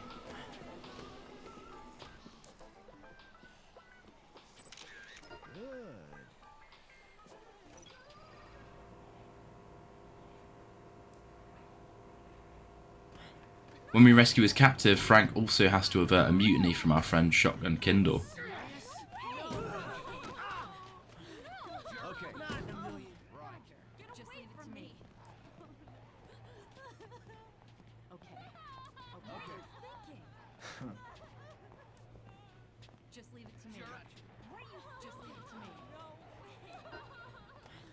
You can't be serious. Defeat the convicts one last time. Go into the maintenance tunnels, and we need to collect 6 bombs down here, or America's doomed. They're all in dead ends in the tunnels, and one vehicle won't have enough durability to make the trip all at once. You can do a bit of a strat where you leave the tunnels with the vehicle, come back, and it will have full health, but there's simply too many zombies to do it in one car. Throughout this, Carlito will attack you with a truck containing one of the bombs, and I'm going to supercut this section because it's a lot of meandering around endless tunnels.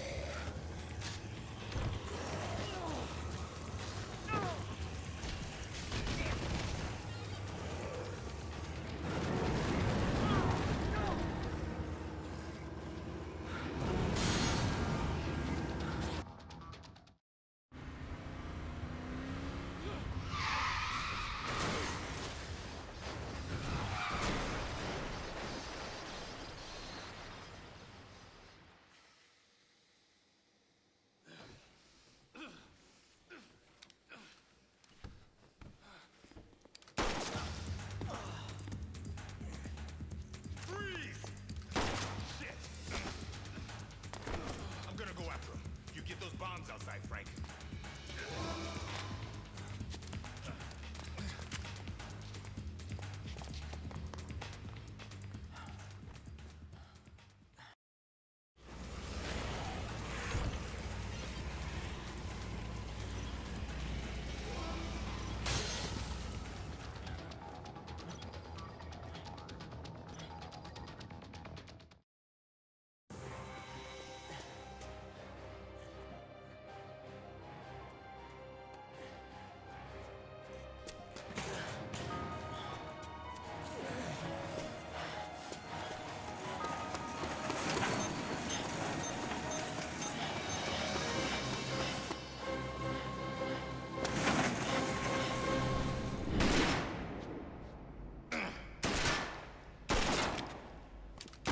We got rid of your bombs.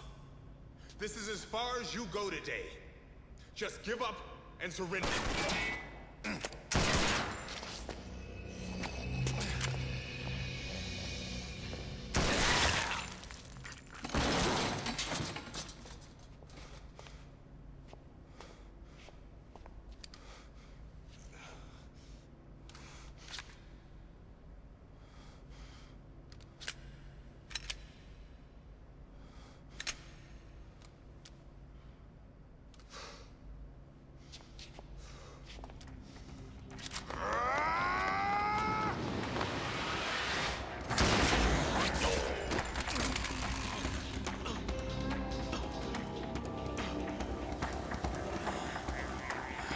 Terrorist days are over, Carlito. You're finished.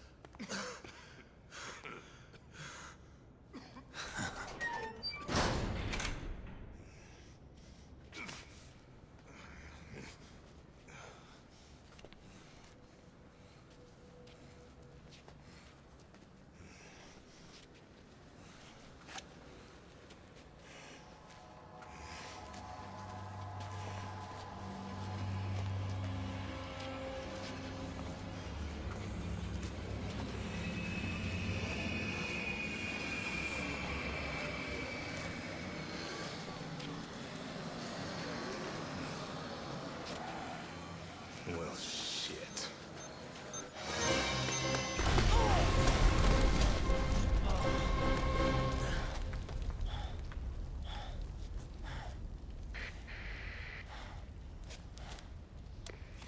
Frank, sounds like you took care of the bombs. How's Brad? The bomb's over and done with. Brad went after Carlito. Copy. report back here, Frank.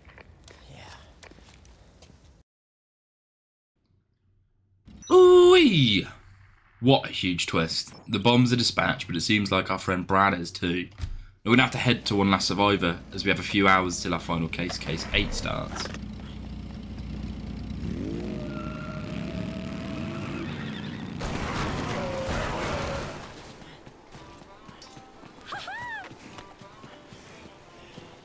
Now, our next survivor, Simone, has been bitten and won't come with us until we as the player know that Isabella's a medical technician.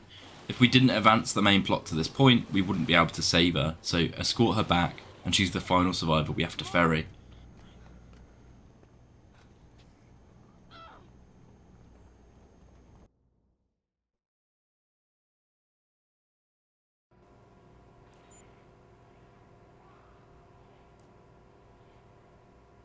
At this point, waiting until 5 PM, I had nothing else to do besides skate on the roof.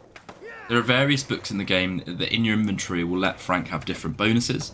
One of these skating books in Wonderland Plaza lets us do kickflips and it's pretty pog. Anyway, back to the story. We do have to do another escort similar to Brad in the first case, where Isabella's going to lead us to her brother's hideout. It's annoying but not really difficult. As soon as Brad gets his hands on that terrorist, I guess it'll be case closed, huh? No. You know of anything else he could be planning? No. Nothing but the bombs. He's got his computer hidden away. I'm sure there's plenty of information on it. Can you take me there? To his hideout? Leave it to me.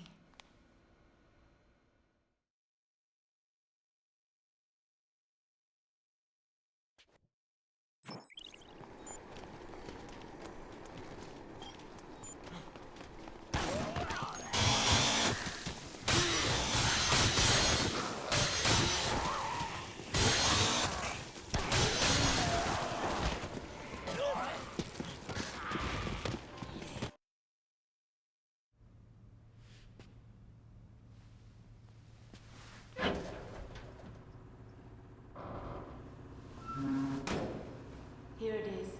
Let's go.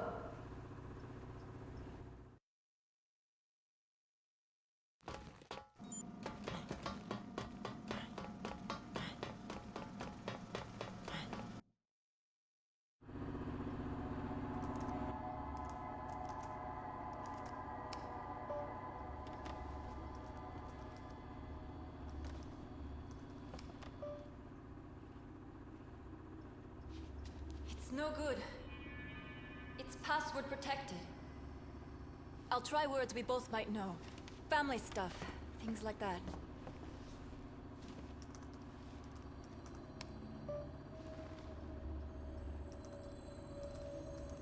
What's this cable?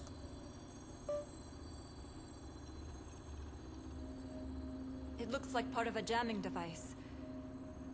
I won't be able to disable it unless I log in.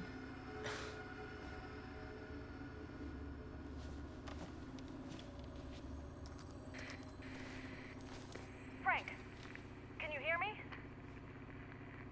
I found something interesting on a security feed from inside a store. Could you come back here? I need you to check it out.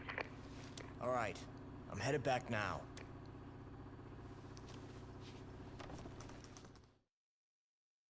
While Isabella tries to hack into her brother's laptop, we head back to Jesse in the security room. Take a look at this. The guy being dragged? I think it's Carlito.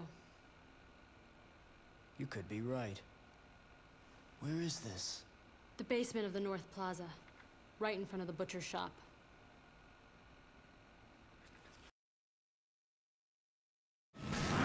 It seems Carlito's made some friends with a troglodyte in the maintenance tunnels. A short bike trip leads us to him at the mall's butchery.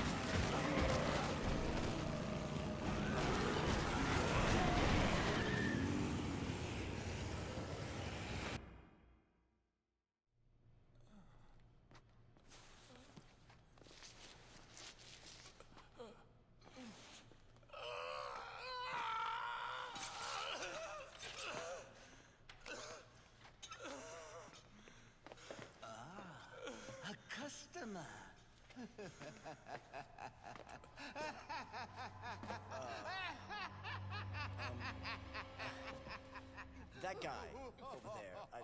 I mean, that meat. Oh, this is good meat, huh? I just got it in here. It's fresh. You just wait right there, sir. In a moment, you can try the best ground meat you've ever tasted. Whoa, ground? Wait a minute, listen. I had something else in mind. Zombies are no good. I can't serve my customers spoiled meat like that. I have a reputation to uphold. Trust me, I'm a butcher. I've got the best meat in town.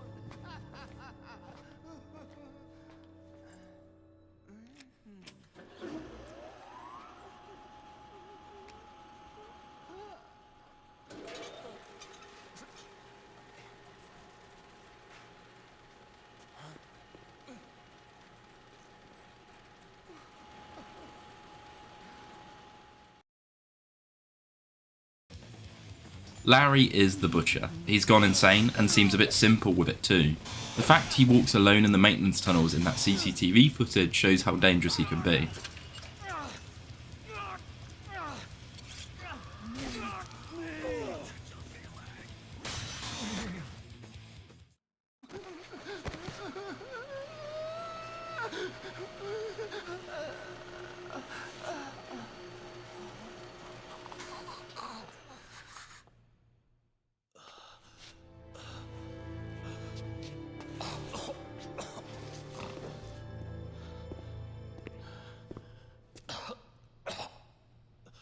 You're finished.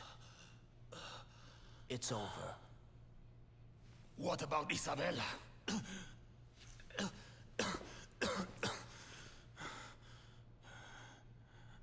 She's on our side now. She's checking out your computer right now.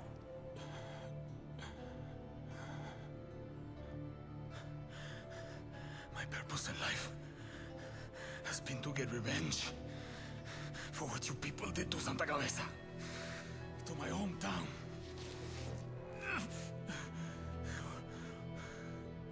Why? Why was your meat so much more important to you than human life? Why? Why did my people have to die to feed your fat bellies? That doesn't excuse what you've done.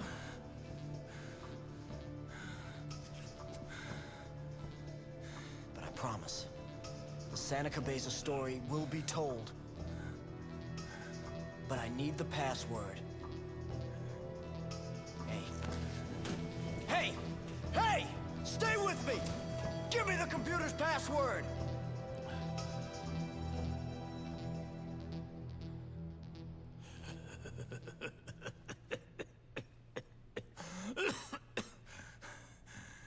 Hey. Aren't zombies great? I mean, all they do is eat, and eat, and eat, growing in number. Just like you good red, white, and blue Americans.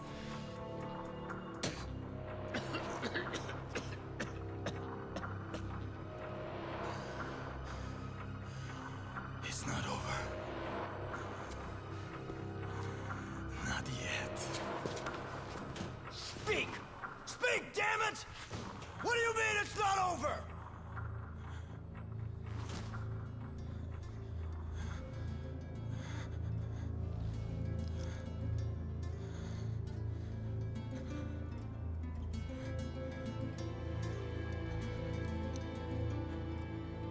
I'm sorry, Isabella.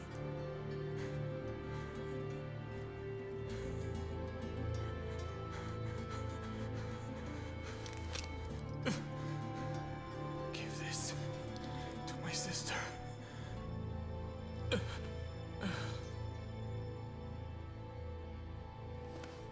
Hey.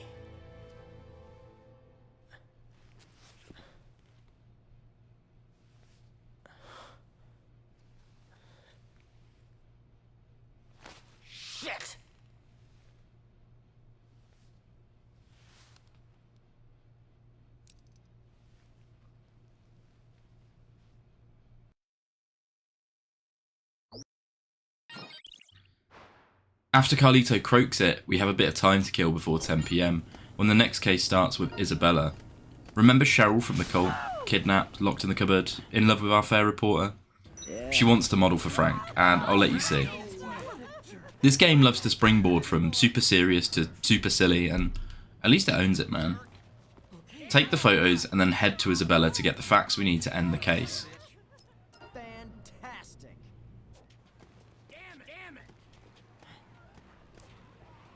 That's it, yes. Let's let the inside out. Okay, you're an animal. Yes, there we go. You're a tiger. You're Tony the tiger. You're great. Very good.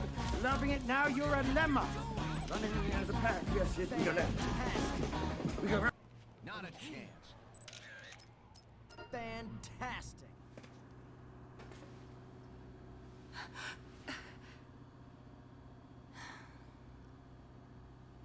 He's dead.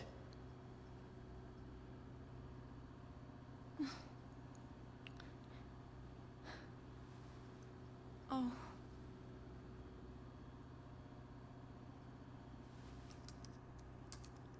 All he worried about was you in the end.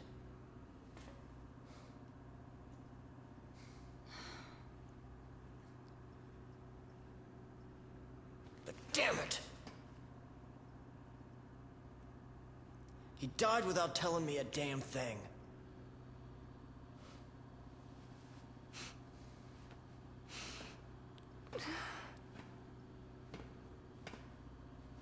You know, I thought he was terrorist scum. But...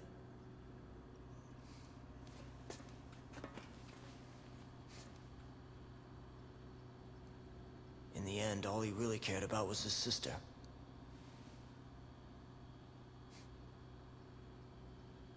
The jerk.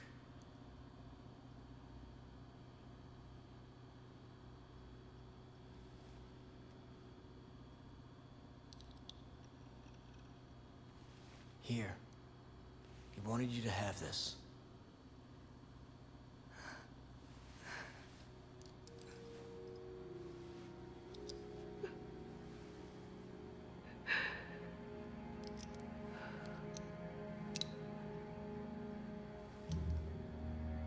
Papa.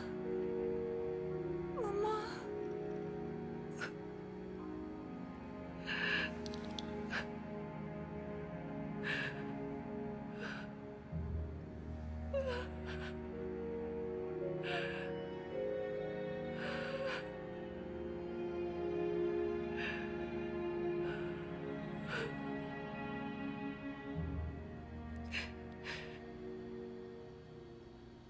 Hacha, Mama.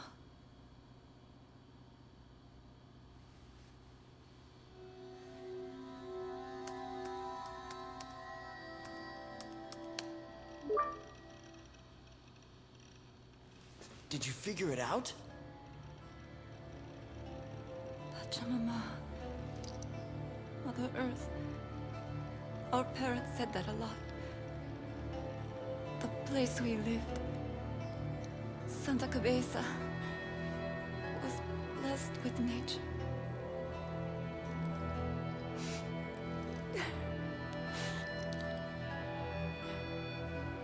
Please believe me when I say my brother didn't want all this. He only wanted to live in peace in Santa Cabeza.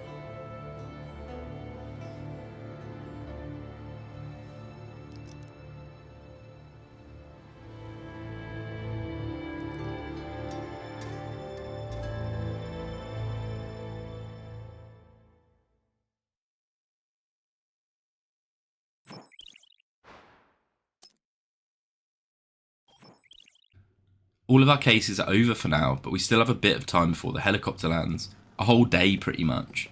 And as the night progresses, there's several developments with Carlito's jammer going down and Jesse calling for backup. I'll give headquarters a call. Hang on.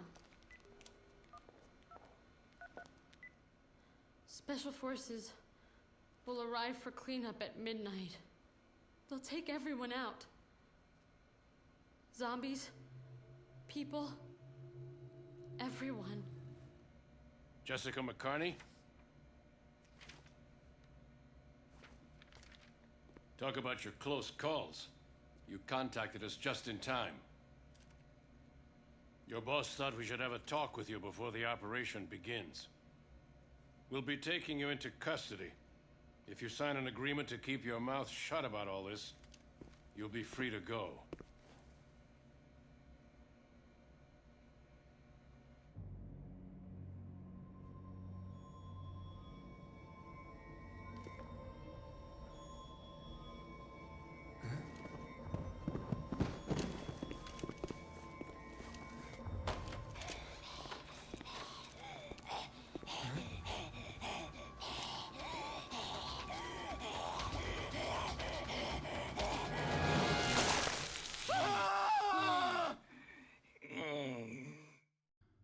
As soon as the clock hits midnight on our final day, get ready for the game to get super hard.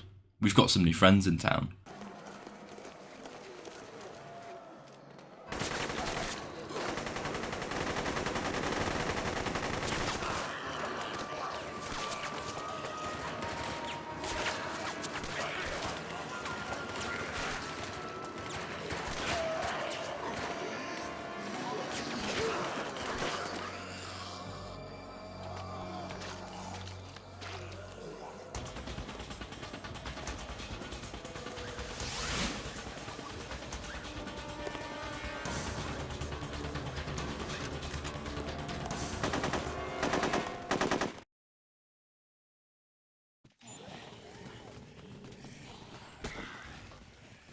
The Special Forces are the biggest hazard to Frank in the whole game. They're tanky, their guns hurt, and if they take us down to 0 health, they'll kidnap us and time will skip ahead drastically. Now we can abuse this time skip to get the chopper closer to coming, but it's a risky way to close out the game. I'll show you some choice clips of the military here, so you can feel out the vibes for this part of the game.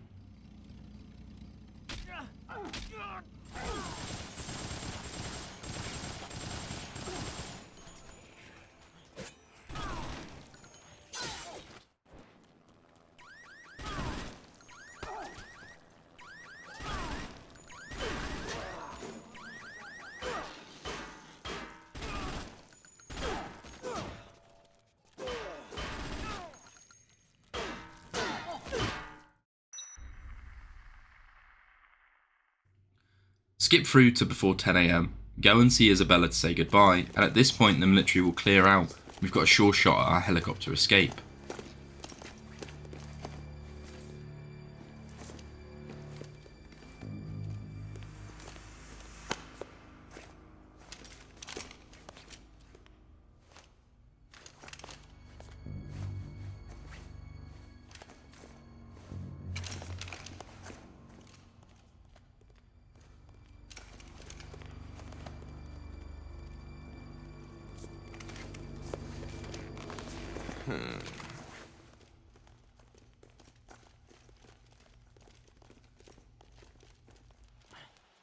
The mall's actually quite eerie with nobody in it.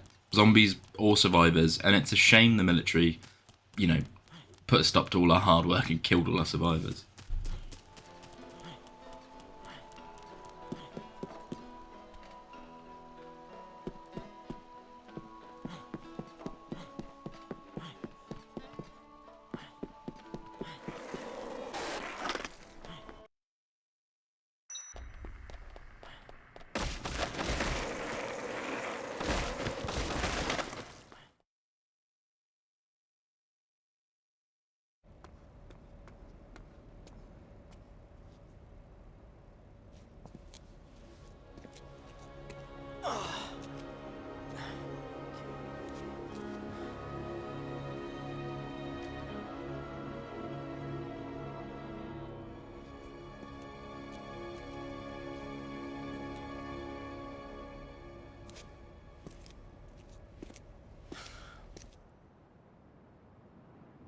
I'll be damned.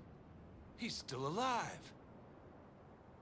That son of a bitch made it. That must mean he got his scoop. I can't wait to get my share of the take. Woo! Yeah!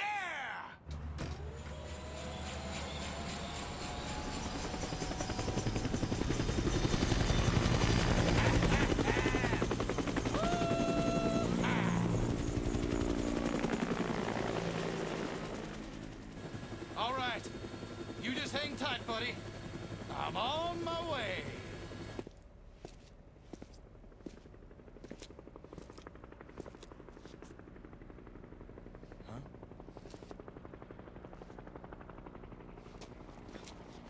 Hey!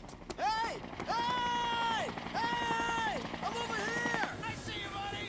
I see you! Yeah! I'm on my way! Yeah! Yeah, you did it! You did it! Yeah! Yeah!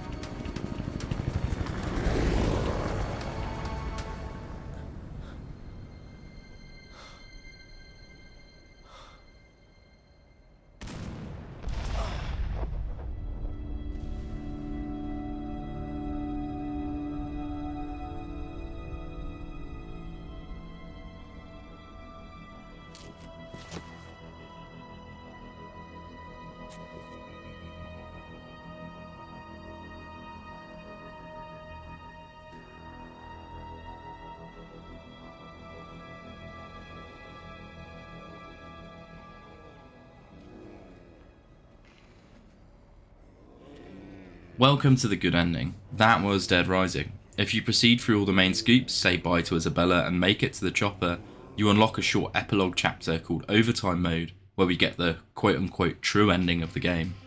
We're going to dive into that now.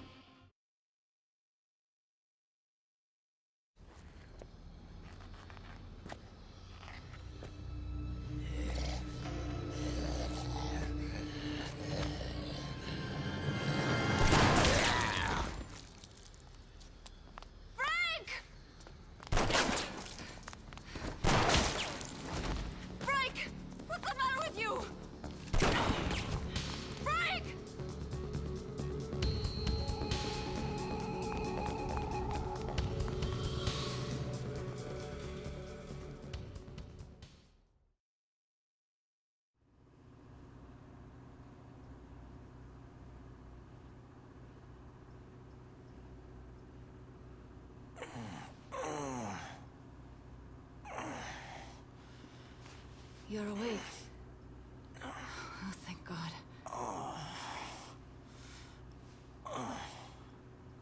It wasn't easy getting you back here by myself, you know. You collapsed on the roof. I collapsed? No, Wait. Does that mean...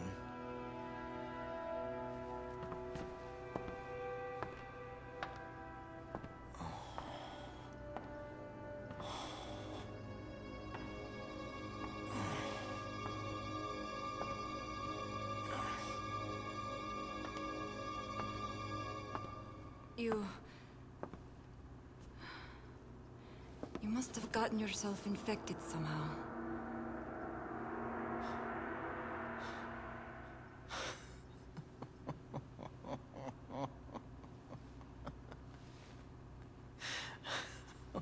The time between infection and zombification differs greatly from person to person. You're lucky, Frank. You seem to have a very high level of resistance. So, So what you're saying is that I get to spend longer waiting for the inevitable, is that it? You know, I'm not sure lucky is the word I'd use.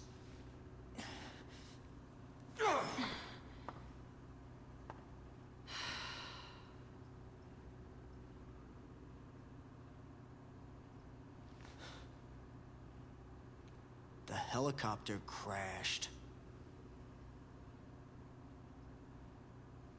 No one's coming to help us now.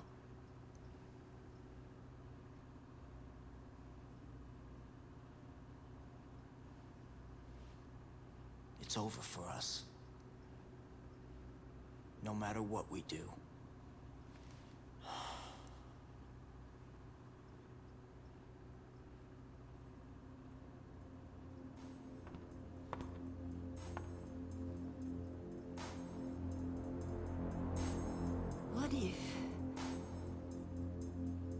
What if there was some way to impede the infection?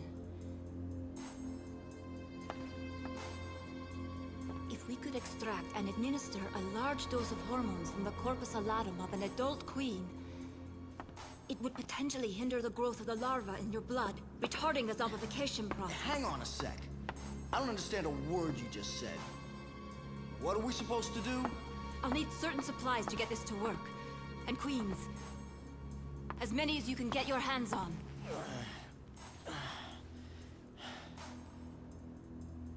All right. Sounds like a plan. She'll be sitting around here waiting to die.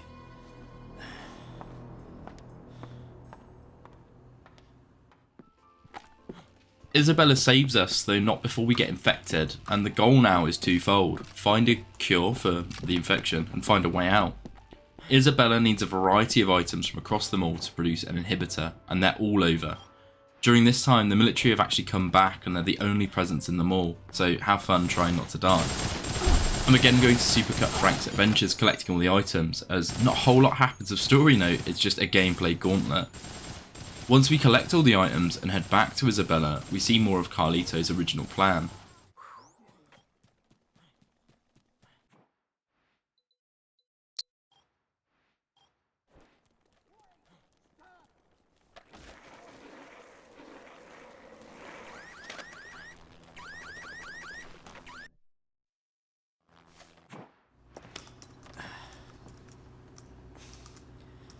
So, this drug that stops the parasite growth,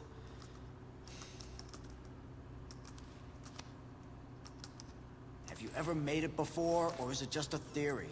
When I was working in the medical lab, my brother asked me to research a method of suppressing the parasite. Of course, back then we didn't extract the hormones directly. We synthesized them in the lab. So, he was looking to protect himself from his own terrorist scheme. He wanted a way out, is that it? I don't know.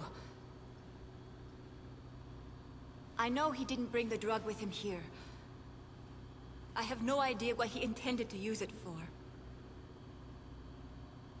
You think I'm just making excuses, but Carlito kept things from me.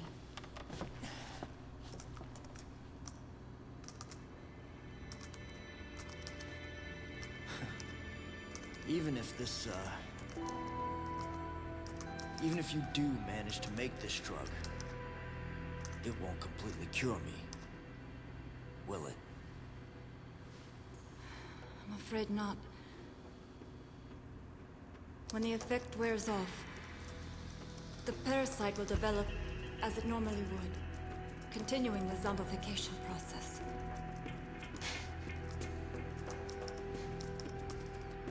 Fat lot of good that does me.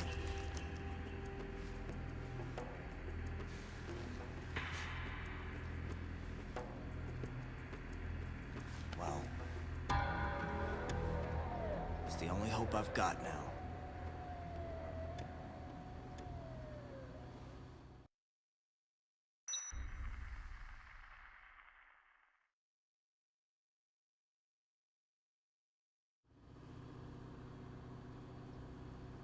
This is all I need as far as supplies are concerned.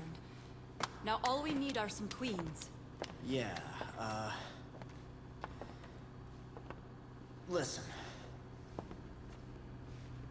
Just how long do you suppose your drug will prevent me from turning into a walking corpse? During my research, I was never able to conduct proper clinical studies. To a certain extent, the period of effectiveness depends on each patient's physiology. It could be a year, maybe only a week. There's no way to tell for sure.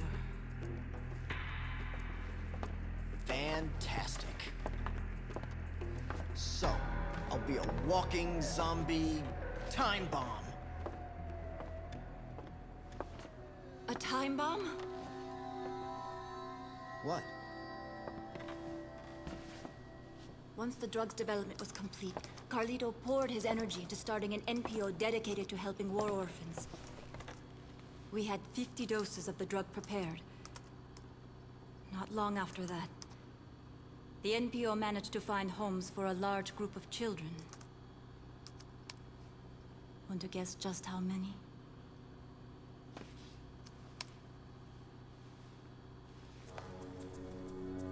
Oh my God.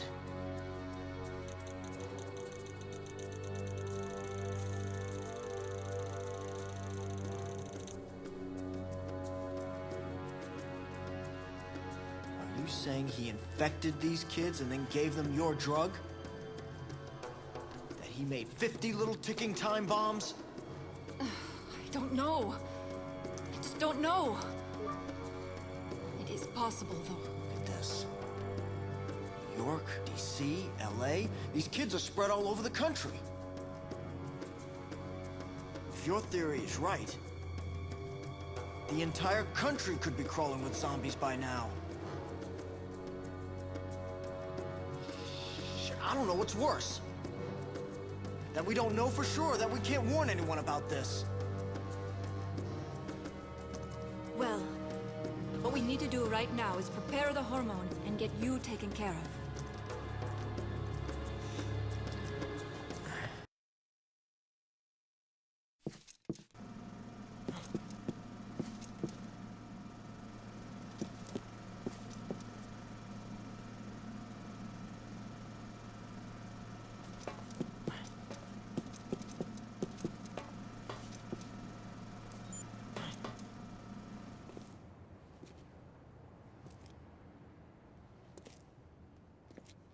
The entire country could be infected, making Carlito some sort of super terrorist. And we need to get a generator and 10 queens for Isabella to get us out.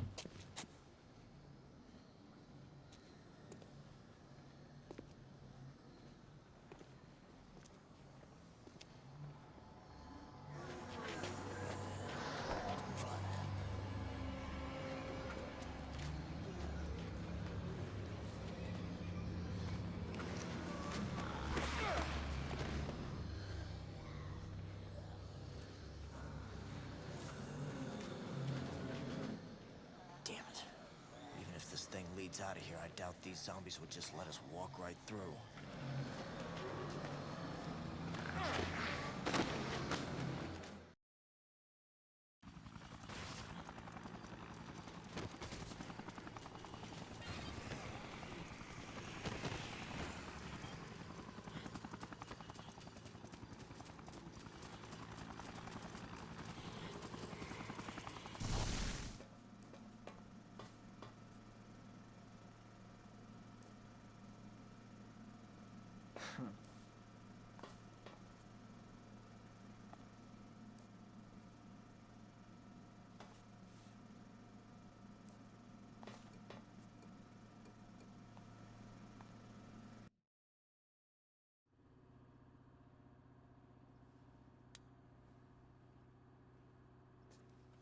You're gonna inject me with that, huh? Okay, Doc. Let's get this over with.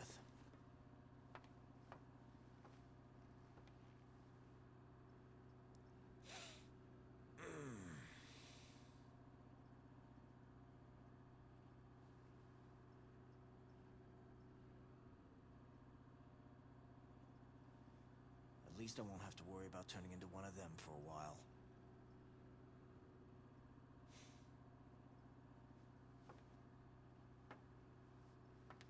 Okay. Next on the agenda. Figure out a way to get the hell out of here. While I was isolating the hormone, I managed to identify a pheromone that suppresses the attack instinct in adult parasites. In other words, the zombies don't like the way it smells. If you give me a little more time, I should be able to produce some of this pheromone. They think it smells bad? You think we could use something like that to keep them away from us? We could just walk right past them and get out of here. In theory, yes. Either way, it's certainly better than nothing. There was a cave. Outside, where the helicopter crashed. It was packed with zombies. I mean, shoulder to shoulder. may lead somewhere outside. If it works, your anti-zombie perfume, it could keep us safe in that cave.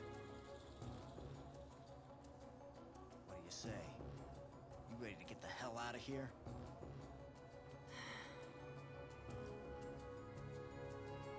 There won't be enough of this pheromone to waste it on experiments. We'll only have enough to use it once. Whatever you say.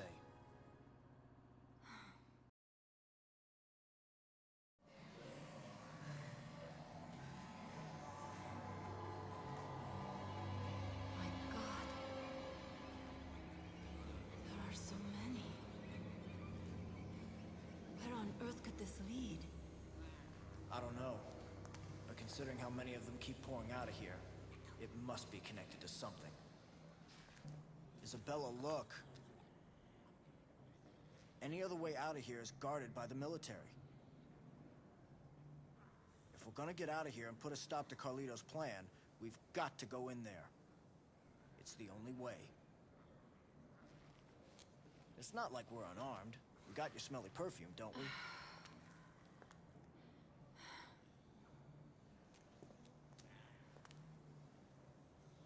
I wouldn't be alive right now if your shot hadn't worked. The perfume's gonna work too.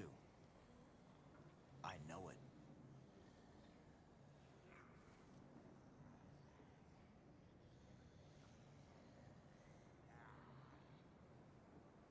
All right.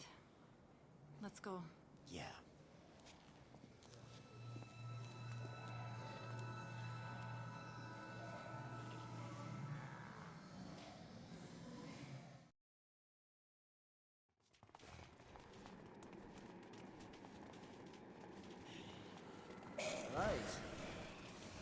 With the inhibitor made, Isabella makes us some zombie deodorant to sneak out of place through a hidden tunnel. Keep Isabella close as you proceed. Sneaking out, eventually we're ambushed by an XM3 prototype tank with the Special Ops Commander driving, and things get very Michael Bay. Now it's a long slog of a fight, but eventually Brock shows himself, looking like that dude from Avatar.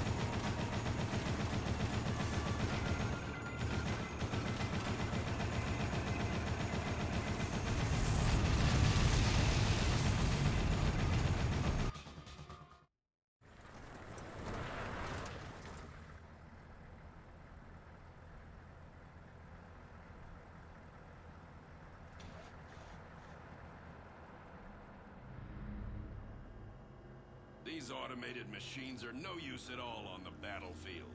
Switch to manual control.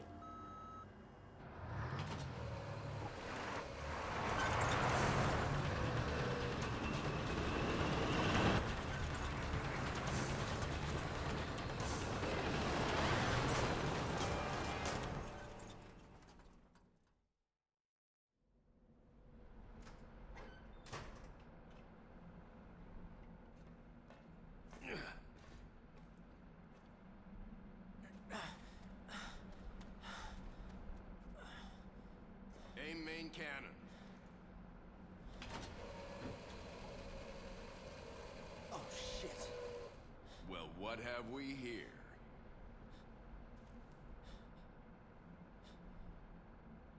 Where were you hiding when my men mopped up the mall?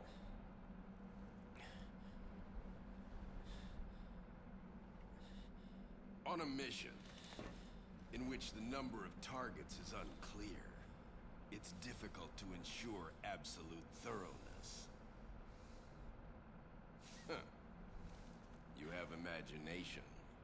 That's what drives you in your quest to run. Your quest to hide. As prey, you and your kind are much more stubborn than the zombies. How much do you know about the zombies? I commanded the Santa Cabeza cleanup operation. If we had fulfilled our mission then, we wouldn't be needed here now to take care of this incident. That's all it was to you, huh? A mission. What about those innocent people who had to pay for sins committed by our government Our and its inhuman mistakes have research? not begun with this operation.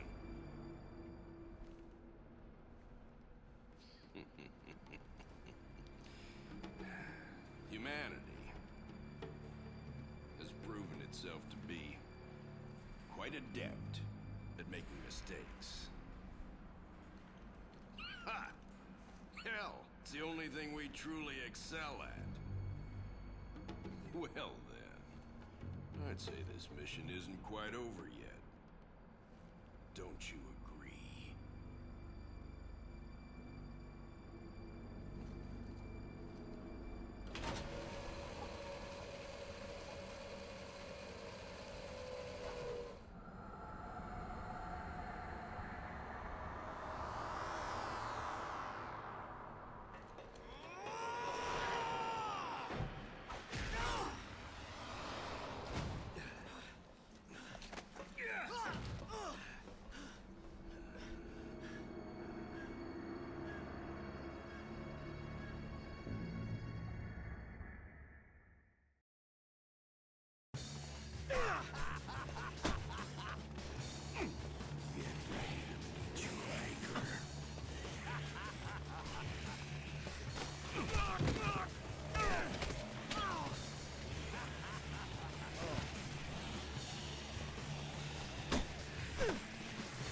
Fistfight Brock on top of his tank and have so much fun doing it, until eventually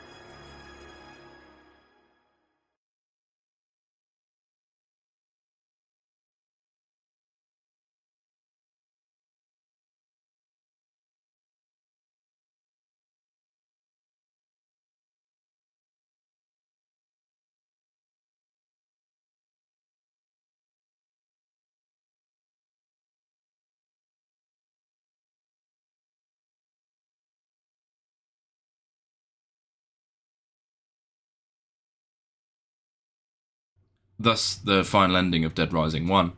Frank West dove into the Willamette, a brazen photojournalist with zero clue what was going on, and uncovered a massive conspiracy of zombies and government testing. Through our friend Carlito, who of course caused the whole Willamette incident. It's such a ride of a game, and so what did I think? To conclude, Dead Rising's a fun old game. It spawned 3 sequels, though we won't talk about the last one, and left its mark on both gaming and the zombie genre as a whole. The writing, while riffing off of the tropes of the genre, is still quite great. The balance of exploration and combat is great. The escorting can get a little bit tedious, but the fun you have as Frank, his character and all the cutscenes, and just exploring them all in general, is quite an unparalleled experience. I don't think there's another game really like it unless you count Dead Rising 2, which just improves on the same formula. Genuinely, it's a star of a game, and it's still worth playing today. It's got that older game difficulty curve, but once you've got some experience, it becomes piss easy. I'd say its biggest downside is the survivor AI and the balancing, as it's so easy to become OP, especially using early boss weapons like Adam's chainsaw. It's $15.99 on Steam, but honestly, you'd pay $25 for it. 9 out of 10. Over and out, Speedbrains. Surprise, motherfucker. Shit.